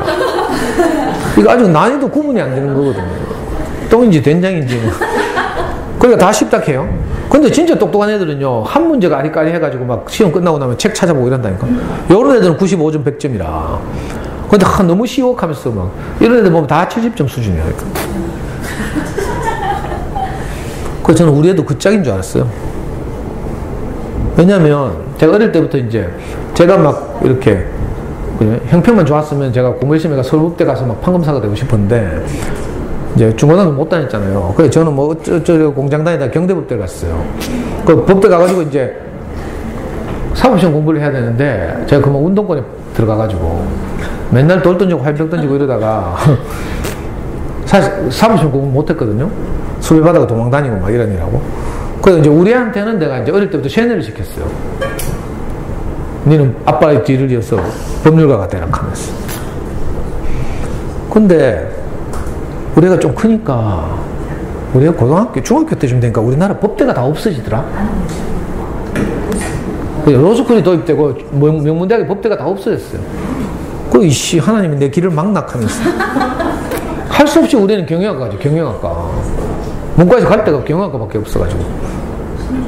그래서 제가 계속 애를 설득했는데, 우리 애는 요즘 애들은 생각이 달라서 옛날 우리처럼 명예, 권력 이런 거 별로 관심이 없어요. 우리는 다 뭐 이과가 뭐 의사고 뭐 문과가 뭐 판검사고 이렇게 생각했는데, 우리 애는 자기 하고 싶은 일 하겠다고 계속 외국 돌아다니면서 생각을 하고 이러더라고. 그래서 로스쿨은 거의 포기했죠. 안 간대. 근데 얘가 아빠 눈치가 보이는지 심심해서 로스쿨 시험쳐 갔대. 이게 그 성적표잖아요. 얘가 열받아가지고 제가 무시하니까 한 달 후에 성적표를 인정해가 핸드폰을 보냈어요. 여기 보시면 로스쿨 입문시험은 딱 2과목 쳐요. 언어 이해 하고 추리 논증 2과목 쳐요. 그리고요, 이 로스쿨 입문시험은 제일 당황스러운 게 뭔가 하면 교재가 없어요. 교과서가 없어요. 교과서. 무슨 말인지 알겠어요? 우리나라에서 가장 논리적 사고를 해야 될 법률가가 돼야 되잖아. 그러니까 대학을 4학년부터 졸업한 애까지 해서 20대 초중반에서 30대 초중반의 가장 논리적 사고를 하는 청년들이 로스쿨 입문시험을 치는 거예요. 그러니까 벼락치기로 안 되는 거죠. 그래서 교재가 따로 없어요. 기출문제집은 있지만 교과서가 없어. 그러니까 이 청년이 지금까지 어떻게 논리적 사고를 그죠? 성장시키면서 자라왔는지를 딱 한 방에 언어 2에 35문제, 추리 논중 35문제 이래가지고 시험 치는 거예요. 우리 애는요, 중학교 3학년 때까지 책 열심히 읽었어요. 어린이 서점은 중학교 2학년 때까지 다니고, 중학교 3학년 때에서는 이제 교보 좀 다니고, 고등학교 가서는 입시한이라고 책 못 읽었어요. 그리고 대학 들어가서는 2001년 신입생 때는 해방감 느끼면서 놀아야 될 거 아니에요. 그래서 맨날 홍대 원정 가가지고, 홍대 앞에 클럽. 맨날 놀았어요. 그리고 좀 있으니까 군대 가더라고. 군대 갔다 왔죠? 또 1년 동안 외국에 교환학생 갔다 왔어요. 그리고 25이 됐어. 그러니까 책을 뭐 커가지고 따로 읽을 시간이 없었죠. 해마다 로스쿨 입문시험은 우리나라 로스쿨 정원이 2,000명이거든요. 전국에 광역시도마다 한 개씩의 로스쿨이 있어요. 대구 같으면 경북대 로스쿨, 경북에는 영남대 로스쿨 이런 식으로. 이 로스쿨 정원이 전국적으로 2,000명인데 그 중에 2,000명 중에 한 80%? 1,600명 정도가 이제 변호사 시험에 합격하는 거예요. 그러니까 이걸 이제 2,000명을 뽑으니까 준비하는 애들이 어느 정도인가 하면 한 7,500에서 8,000명 정도의 명문대생들이 이제 뭐 다른 길을 가는 애도 있지만 최상위권 애들이 로스쿨 입문시험을 준비하잖아요. 근데 우리가 시험 쉽다 개그인데 어이가 없었는데 진짜로 치고 왔잖아요. 봐요. 성적 보여요? 언어 2에는 35문제 중에 34문제를 맞췄어요. 너무 쉬워가지고 변별력이 좀 그래가지고 상위 5%, 95%죠. 상위 5%는 뜻이에요. 추리 논증은요 좀 어려웠어요. 35문제 중에 29문제를 맞췄어. 근데 상위 1.8%예요. 요 두 개를 합치면 상위 한 2% 되는 거죠. 8,000명 중에 7,500명 중에 몇 등인가 하면 한 150등 하는 거죠. 잘했죠. 150등이면 어디쯤 가겠어요. 서울대 로스쿨 정원이 160명이에요. 연세대 고려대가 각각 120명씩, 성균관대 한양대가 80명씩. 이게 메이저 5대 로스쿨인데 이 시험을 치고 나서 성적표를 저한테 인정해 주면서 애가 한 말이 있어요. 그 전까지는 애가 아빠가 지를 잘 키웠다고 생각 안 하고 항상 지가 잘나서 공부를 잘했다고 생각할 거야. 근데 이 시험을 딱 치고 오더니 지가 아무것도 안 했는데 성적이 잘 나오니까 그제서야 저를 인정하대요. 어린 시절에 아빠한테 개끌리듯이 끌려다니면서 어린 서점을 다닌 것이 이렇게 위력이 있을 줄 몰랐다 이거든. 그리고 특히 추리 논증은요, 이 수학 공부를 제대로 해야 되거든. 생각하는 힘을 키우는 수학 공부를 해야 논리적 사고가 늘어나거든요. 그냥 연필과 종이로 숫자 막 풀고 뭐 이거만은 안 돼요. 그러니까 숫자 없는 수학하고 비슷한 거죠. 추리 논증이라는 과목은 가장 논리적으로. 제가 초등 고학년 때 이제 잠수내를 하면서 서울 대치동에서 가장 뛰어난 아이들 어떤 책으로 공부하는지 이걸 내가 잠수내에서 배웠어요. 그래가지고 그 책 구입해가지고 우리 아이 초등학교 고학년 때 수학 공부시키고 이랬거든. 그게 다 이제 영향을 미친 거죠. 그래서 지금 제가 자신있게 아이를 살리는 수학 공부 강의를 하러 다니잖아요. 그 제 강의 듣고 어떤 엄마들은 진짜로 우리 애도 너의 좀 키가 독하면서 우리 연구소에 막 떠맡겨가지고 지금 제가 10몇 명을 지금 수학 공부 시키고 있어요. 우리하고 똑같이 시키려고. 근데 이놈들이 어릴 때 책을 안 읽어가지고 수학 공부도요, 책 읽기가 중요해요. 말귀를 못 알아들어. 그러니까 틀린다니까? 문제를 이해를 못 하는 거라. 답답한 어르신. 그러니까 책 읽기가 얼마나 중요한지 알겠죠? 제가 이 마지막 이것까지 인증샷 보여드리면서 여러분들 설득하고 싶은 거예요. 책 읽기는 어린 시절에 기말고사에서 한 문제 더 맞고 이런 문제가 아니고 애가 크면서 평생에 영향을 미친다고. 계속해서. 대학생이 되고 나서도 그 위력을 발휘하는 것이 책 읽기예요. 그러니까 학교 도서관을 적극적으로 활용했으면 좋겠어요. 실제로 옛날에 조선일보에 어떤 엄마 기사가 났어요. 이 아줌마는 자식 셋인데 학교를 보내면서 목표가 딱 하나였어요. 그 학교에 있는 도서관에 있는 책은 다 읽겠다. 그러니까 이 집이 4학년 때 전학 갔잖아. 그 도서관 책 다 읽어가지고. 그리고 신문 났다니까? 조선일보 맛있는 공부하면서요. 교육 섹션에. 책 읽기가 그리 중요한 거예요. 근데 우리는 그냥 대충 그래 뭐 그렇지 뭐 이렇게 하고 있죠. 그렇지 않다니까. 그러니까 제가 만약 여러분들이 제 조카나 동생 같으면요, 지금 하는 거 다 끊고 책만 읽으라고 하겠어요. 예, 책만 읽으라고. 진짜요. 양심을 걸고. 시계 어디니 시계. 자, 지금부터 이제 좋은 어린이책이 필요하죠. 도서관에 가서 이제 좋은 어린이책을 빌리는데 어떻게 빌리는가를 이제 말씀드리려고. 자, 미리 말씀드려요. 지금 제가 보여드리는 이 PPT는 우리 카페 오시면 여러분들이 다운받을 수 있도록 그대로 올려놨어요. 그러니까 걱정하지 말고. 학교마다 가면 사진 찍는다고 막 내 말 안 듣고 막. 처음에는 저 뒷자리 앉아가 계기던 시청각실에 저 뒷자리 앉은 엄마들도, 그죠? 이제 좋은 어린이책 보여준다 하면 막 전부 사진기 꺼내. 그래서 내가 PPT 올려놨어요. 다음 카페 대구 부모교육연구소. 자, 우선 인터파크가 십몇 년 동안 통계를 내봤더니 이런 책들이 많이 팔렸대. 베스트 10, 어린이책 베스트 10. 자, 이 10권 가지고 안 되잖아요. 그러니까 이 10권을 참고로 해서 좋은 어린이책에 어떻게 접근할 것인가. 이걸 이제 제가 말씀드리려고요. 첫 번째는 당연하게 베스트셀러를 따라가는 거야. 그죠? 학교 도서관에서 빌릴 때도 베스트셀러. 자, 알라딘 가면요. 저는 이제 알라딘을 좋아하는데, 알라딘 가면요. 스테디셀러라는 게 있어요. 베스트셀러 말고. 베스트셀러는 당장 이번 달 또는 이번 주 많이 팔린 책이거든요. 근데 스테디셀러는 안 그렇거든요. 꾸준하게 많이 팔린 책. 이게 사실은 진짜 베스트셀러예요. 그러니까, 그림책 중에 전 세계에서 가장 많이 팔린 그림책이 이 두 권이에요. 이 아이들의 자존감을 높여주는 정말 놀라운 책들이죠. 저는 이걸 가지고 아이들한테 늘 읽어주고요. 엄마들하고도 수업하고. 지금 원래는 우리 연구소에서 하는 이제 엄마를 위한 인문학숙 해가지고 제가 어린 시절부터 하던 13년째 강의를 한다고 했죠. 원래 강의는 책 읽기예요. 그래가지고 지금도 제가 그림책 한 권을 매주 금요일마다 정해가지고 엄마들한테 읽어줘요. 읽어주고 그 그림책에서 우리가 무엇을 건져 올려서 아이들과 나눌 것인지 이런 수업을 하거든요. 이 수업을 해보면 가장, 그죠? 우리 마음을 따뜻하게 하고 아이들을 위로하고 격려하는 그런 그림책이 이 두 권이에요. 하나는 미국에서 만들었어요. 너는 특별하단다. 그러니까 언니들 집에 놀러 갔다가 이 책이 그 집에 있다. 이러면, 아, 이 언니 책 좀 안 해. 이렇게 생각하시면 돼요. 이건 소장용이거든, 소장용.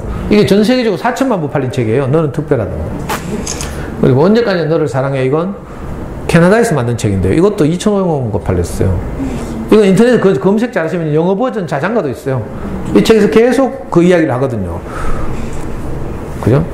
아까 말씀드렸죠. 항상 무슨 낮에는 애하고 싸우고 찌르고 힘들었지만 잘 때 되면 항상 자기 마음을 표현하는 거예요. 엄마는 너를 사랑해 언제까지나. 어떤 일이 있어도 엄마는 너를 사랑해. 이 말을 계속 하는 거예요. 진짜 감동적인 책이에요. 자, 좀 고학년들에게 이제 세계에서 가장 많이 팔린 단행본이 샬롯의 거미줄. 이거는 고학년, 책먹는 고학년용 책이 아니고 저학년용 책인데, 샬롯의 거미줄과 삐삐롱 스타킹은요, 우리나라, 전 세계적으로 만들어진 어린이책 단행본 중에 가장 많이 팔린 책이에요. 어떤 놈은 시리즈물 해리포터 있잖아요. 해리포터는 시리즈거든요, 시리즈. 해리포터는 8억 5천만 부인가? 시리즈물 그렇게 많이 팔렸고, 2등이 뭐, 나니아 연대기라고 있는데, 이건 진짜 고학년용 책이고요. 아직 저학년들은 뭐 이거 읽을 수준까지는 아니니까. 이건 우리나라 책 중에 고학년용으로 가장 많이 팔린 책들, 100만 부 이상 팔린 책들. 이런 게 베스트셀러라고요. 그러니까 그림책 중에 베스트셀러 그림책을 도서관에서 빌리면 돼요. 자, 두 번째는요. 베스트셀러하고 겹치기도 하지만, 그죠? 그림책을 이제 도서관에서 빌릴 때 일단 유명한 그림책을 빌리면 제일 좋겠죠. 그 유명한 그림책은 이제 칼데코상이라고 있어요. 그림책의 노벨상. 이게 칼데코상이라는 건데, 칼데코스는 영국 사람인데, 근데 그림책의 아버지라고 불려요. 그래서 이제 영국 사람들 미국에 건너가서 미국이 생겼잖아요. 미국에서 해마다, 미국에서 발간되는 그림책 중에 가장 우수한 그림책 한 권을 칼데콘 메달을 수여해요. 미국 도서관 협회에서. 그리고 후보가 된 나머지 몇 권에게는 칼데콧 아너라고 해서 후보라는 거죠. 그래서 이걸 통칭해서 칼데콧상 1년에 서너 권이 발표되죠. 그게 우리나라에 지금 한 180권이 번역되도록 했어요. 칼데콧상이 수여된 지 벌써 수십 년이 흘렀거든요. 그러니까 우리나라에 번역되도록 책만 해도 180권 넘게 있으니까 알라딘이나 예스24 가지고 왼쪽 메뉴에 보면요. 수상작 뭐 이런 거에서 어린이하고 체크해 보면 칼데콧상 딱 누르면요. 칼데콧상 받은 그림책들이 주르륵 떠요. 그런 목록을 도서관에 가서 빌리면 되죠. 도서관 컴퓨터도 그렇게 정리되는지 모르겠네요. 한 권 한 권이요. 그냥 무시할 만한 그림책이 아니고요. 정말 창의적이거나 아니면 의미 깊거나 생각을 하게 하거나 이런 거예요. 이 일어나요 로자 이런 그림책은요, 제가 고학년하고 실제로 수업하는 책인데, 미국 50년 전인가 미국 남부 엘레베마주에서 실제로 일어난 이야기예요. 미국에서는 남북전쟁 이후로 인종차별이 공식적으로 철폐됐다고 하죠. 그러나 미국 남부에서는 여전히 인종차별이 존재했어요. 아이스크림 가게에는 흑인이 못 들어간다 이런 것도 있고요. 버스에는 흑인이 못한다 이런 것도 있었어요. 근데 좀 이렇게 인권이 좀 발전해가지고 이 시기에, 이 책이 쓰여진 시기에는 버스를 타되 흑백이 다른 자리에 앉는 거예요. 중간으로부터 앞자리는 백인이 앉고 뒷자리는 흑인이 앉고 중간 두 자리는 흑백이 같이 앉고 이렇게 돼 있었거든요. 근데 이 책의 주인공 로자 파커스라는 아줌마가 버스를 탔는데 자리가 꽉 찼어. 중간밖에 안 비해서. 그래서 중간에 앉았어요. 흑백이 간척. 흑백이 같이 앉을 수 있게 돼 있는 중간 자리에 앉았어요. 근데 다음 정류장에 가서 백인들이 우르르 탔어. 백인들이 자리가 없으니까 중간에 앉으려고 보니까 흑인 아줌마가 하나 앉아있거든. 그러니까 백인들이 이 로자 파커스 아줌마한테 일어나서 꺼져 로자 이렇게 그게 책 제목이에요. 백인들이 행패를 부른 게 행패를. 그래가지고 이 로자 파커스 아줌마가 중간 자리는 같이 앉을 수 있지 않습니까 하면서 나는 못 일어납니다 이렇게 버텼어요. 그랬더니 기사 아저씨가 와가지고 막 또 내리라고 찌랄하고 그래도 버텼어. 그랬더니 이번엔 경찰이 와가 연행해가네. 이게요, 알리바마주 수도가 몽고메리라는 도시인데 그 몽고메리에 소문이 났어. 그리고 다음 날부터 모든 흑인들이 학교와 직장을 갈 때 버스를 안 타고 걸어가는 거야. 항의한다고. 이걸 언제까지 했죠? 1년 했어, 1년. 그때 유명한 그 미국의 유명한 인권운동가 마틴 루터 킹 목사가 이 소식을 듣고 자기도 그 버스 승차 거부 운동을 했잖아요. 그래가지고 1년 만에 버스에서의 인종차별이 철폐됐어. 실제 실화예요, 실화. 그러니까 이 책을 가지고 아이들하고 고학년들하고 차별에 대해서, 흑백 차별도 있지만 사실은요, 우리나라 같으면 동남아시아 이주 노동자들하고 우리나라 사람들과 차별도 있어요. 왠지 왜 동남아시아 출신들 보면 좀 없어 보이죠? 일종의 편견이고 차별이거든요, 이것도. 우리가 미국 가면 우리가 없어 보이는 거하고 똑같은 거라. 제가 이래 똑똑해 보여도 말 잘하죠. 근데 미국 가니까 내 바보 같다라니까? 말이 안 돼가지고. 그러니까 이 다양한 차별에 대해서 아이들과 함께 생각을 나눌 수 있는 좋은 책이죠. 이런 그림책들이 셌어요. 칼데코상. 미국에 칼데콧이 있다면 영국에는 게이트 그린 의회상이라고 있어요. 이것도 칼데콧하고 똑같은 거예요. 영국에서 발간되는 그림책을 대상으로. 애들 유치원 제대로 다니는 애들 보면요, 유치원에서 고릴라 이런 거 가지고요 수업도 하고 막 이래요. 근데 이게 유치원에서 다룰 책이 아니에요, 사실. 그죠? 아빠들이 휴일날 아이들하고 어떻게 놀아줄까 뭐 이런 아주 근본적인 고민을 담은 책이 고릴라예요. 애는 막 아빠하고 놀자 하는데 아빠는 계속 도망다니고 막 피하고 뭐 동물원 가자해도 안 가고 뭐 이런 이야기거든. 그러니까 이런 작은 이런 그림책들이 그냥 단순히 어린이용이 아니고 어른과 어린이들이 함께 읽을 그림책이죠. 이런 거 많이 읽어주면 돼요. 자, 뭐 다른 상들도 많지만 일단 처음 시작할 때 도서관에서 빌릴 때 이렇게 이런 유명한 그림책들을 빌리시면 되죠. 그 다음에는 작가 따라가기가 있어요. 이건 좀 어렵죠. 그림책에 대해서 좀 눈을 점점 뜨게 되면 이제 작가를 따라가는 거예요. 아까 인터파크에서 가장 많이 팔린 그림책이 강아지똥이었어요. 강아지똥은 권정생 선생님이라고 지금 돌아가신 지 5년 됐는데 안동에 사셨어요. 우리 아버지처럼 폐병을 앓고 계신 분인데 폐병을 앓다가 평생을 장가도 못 가고 이렇게 정말 소박하게 사신 분인데 우리나라 그림책을 대표하는 작가죠. 앞으로 다시 저런 분 같은 분이 나올까 싶을 정도로. 그래서 권영쌤의 모든 그림책을 보면요, 우리가 무시하고 그냥 가볍게 여기는 것들의 소중함을 일깨워줘요. 강아지똥 보면요, 남들이 다 버린 강아지똥이 사실은 민들레 홀씨가 딱 날라와가지고, 그죠? 강아지똥이 자기 모든 존재를, 그죠? 녹여서 민들레를 꽃 피우는 이런 이야기예요. 그러니까 우리 아이들이 뭐 어떤 경우에는 공부도 못하고, 뭐 어떤 경우에는 달리기도 못하고, 뭐 이럴 수 있잖아요. 그렇지만 아이들은 자기만큼 소중한 거죠. 이걸 이제 이런 강아지똥이 알려주는 거야. 이런 그림책 읽고 있다 보면 마음이 따뜻해져요. 아이들이 소중해지고. 요즘 막 새로운 대통령이 막 이렇게 행보하는 거 보면 투표를 했든지 안 했든지 마음이 따뜻해지죠. 겸손하고 막 이러니까. 이 한 권 한 권이 다 그런 책들이에요. 그러니까 아, 권영쌤이 트신 그림책들은 다 좋은 그림책이구나 이렇게 생각하시면 돼요. 권영 선생님이 좀 옛날 사람이라면 요즘 비교적 핫하게 뜨는 그림책 작가가 백희나라고. 이 아줌마의 구름빵은 10년 전에 나왔는데 나온 지 얼마 안 돼가지고 100만 부 돌파했어요. 강한일동이 우리나라 최초의 100만 부 돌파 그림책이라면, 그죠? 최근에 나온 그림책으로서는 아주 드물게 구름빵이 대히트를 쳤어요. 처음으로 그림책에 아빠를 끌어들여가지고, 아빠 회사에 뭐 애들이 뭐 어쩌고 저쩌고. 이런 건 아빠 보고 읽어주라 하면 돼요. 그리고 그 후로 이 백희나 선생이 쓴 그림책들은 대부분 다 히트를 하죠.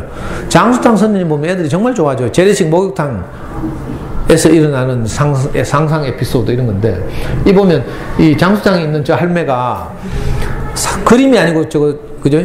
종이로 만든 공예작품을 사진 찍어서 그림책의 배경으로 사용하는 거예요. 이분은 전부 그렇게 이걸 전부 작품으로 만들어서 그걸 사진 찍어서 그림책의 배경으로 사용하고 있어요. 알사탕 저거는요, 원래 나온 최신간인데 한번 보시면 정말 감동적이에요. 저는 저거 초대박 베스트셀러가 될 거라고 생각해요. 제가 나오자마자 주문해가지고 제가 읽어보고 너무 감동적이어서 엄마들 금요일 수업에서 바로 사용했어요. 스포일러를 내가 흘리기 그러니까 여러분들 직접 한번 읽어보세요.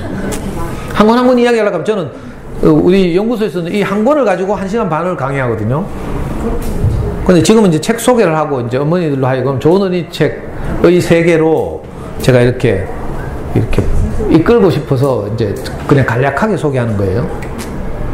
아까 엄마가 화났다 이건요 아주 유명한 베스트셀러예요.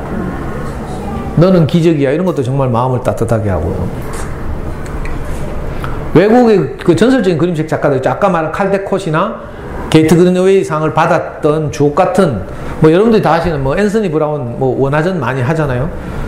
전설 같은 그림책이지만요, 정말 이게 아이들이 읽을 책이 아니고 사실 엄마가 읽고 그 마음을 녹여서 아이들한테 말해줘야 될 그런 책들이죠.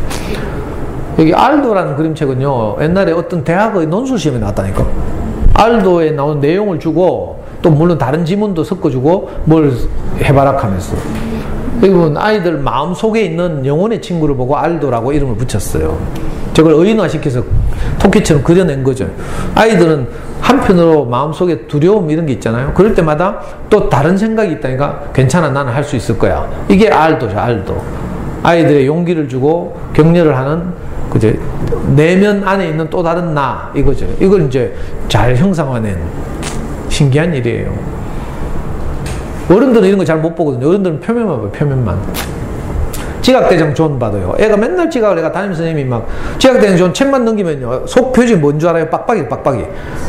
다시는 지각을 하지 않겠습니다. 다시는 지각을 하지, 빡빡이를 빽빽하게 써놨어요.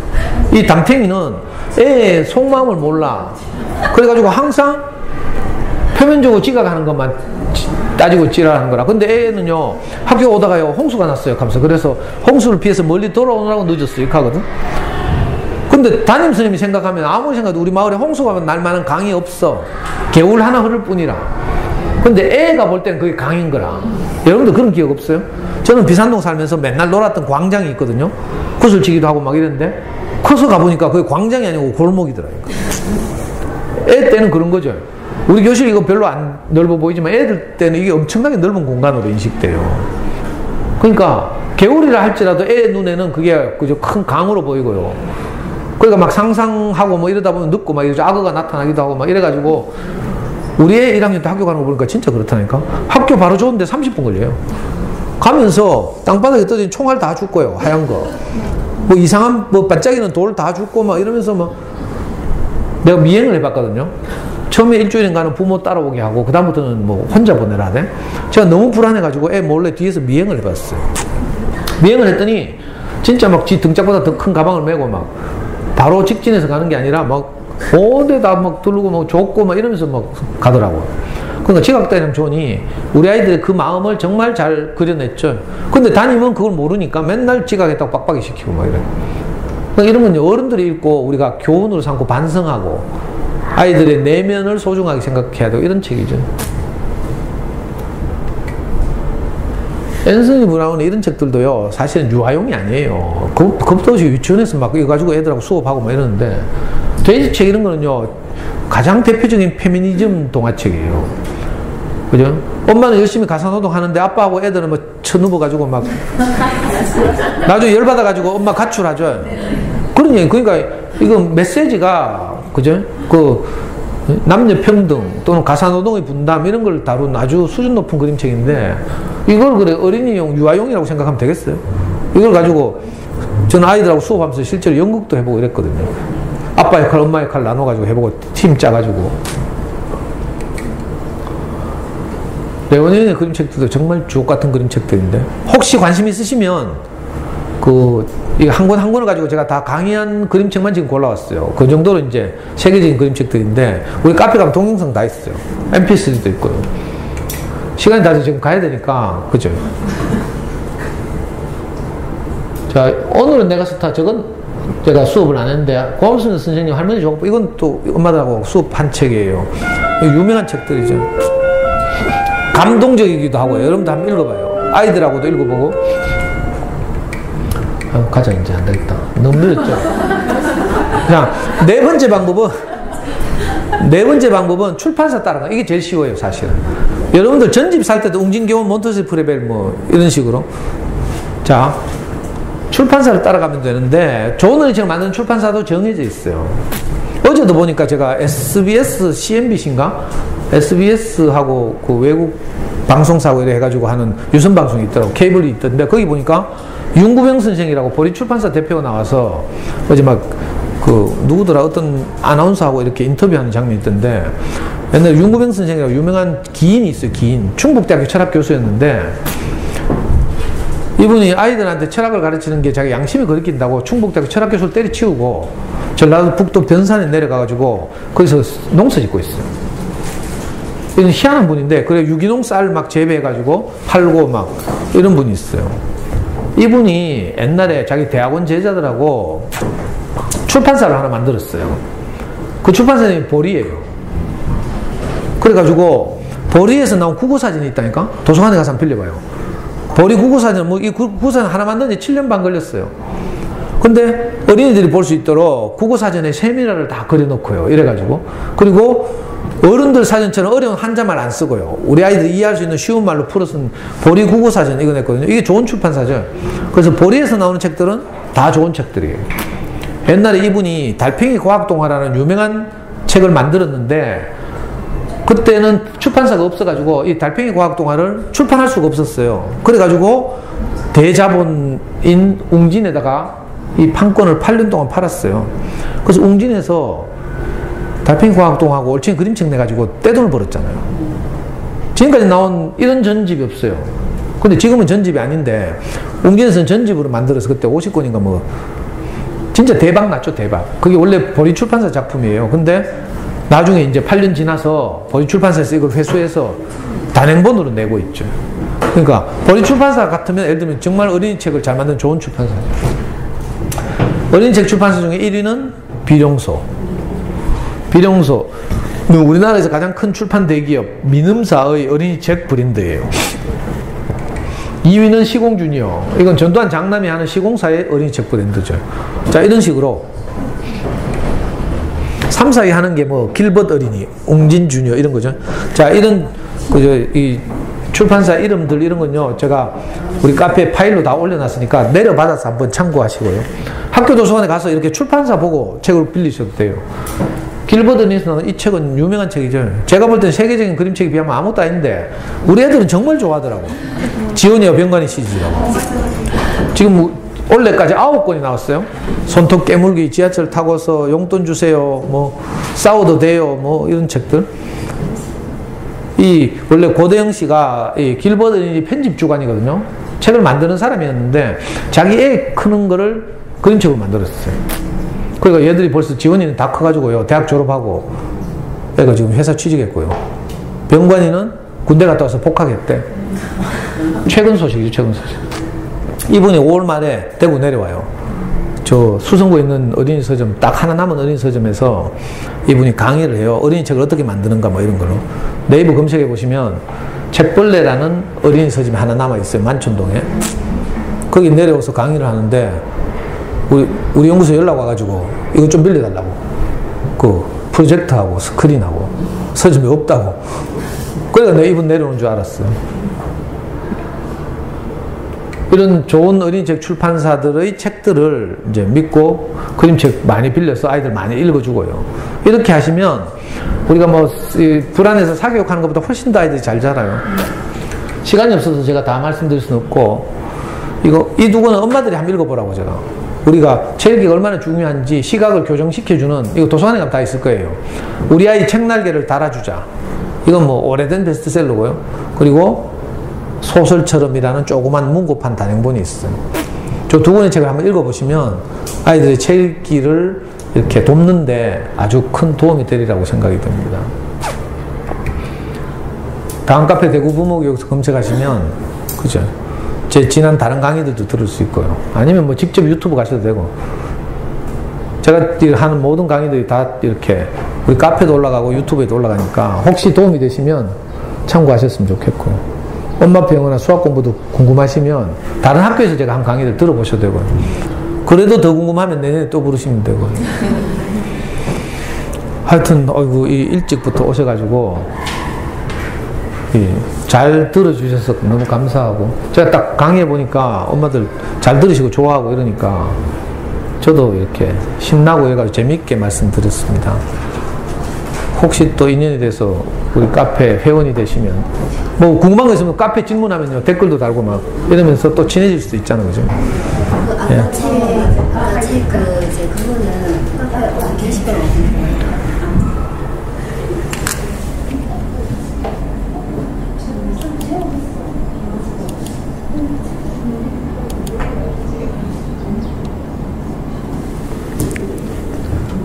다음에 요 카페 있죠, 카페? 어디, 말씀? 들어왔네요. 이래가지고요. 저도 더 가려고. 여기 몇 자 치니까 나오죠? 네, 푸른 책방 거기에 다 있어요? 푸른 책방 아니고요. 자, 이게 우리 연구소 카페예요. 제가 오늘 파일을 어디 올려놨는가 하면 교육정보 게시판 왼쪽에 있죠? 화면을 보면 되는데 왼쪽에 교육정보 게시판 제가 마우스 올려놨잖아요. 여기 딱 누르시면 여기 어디 갔노? 여기 이거 평생공부에 미치는 많은 초등독서 이렇게 좀 찾기 쉽게 위에 공지해서 올려놨죠. 여기 로그인 해야 되니까 여기 들어가시면 바로 다운받을 수 있게 PDF 파일을 만들어놨어요. 프린트하기 좋게. 그리고 뭐 다른 뭐 영어 공부에 관한 뭐 자료들도 올라가 있고요. 그러니까 언제든지 오셔서. 강의는 여기 부모와 함께 여기 전부 이게 강의예요. 제가 하는 강의들.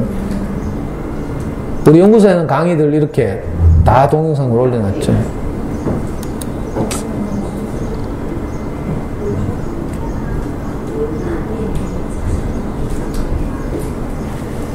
네.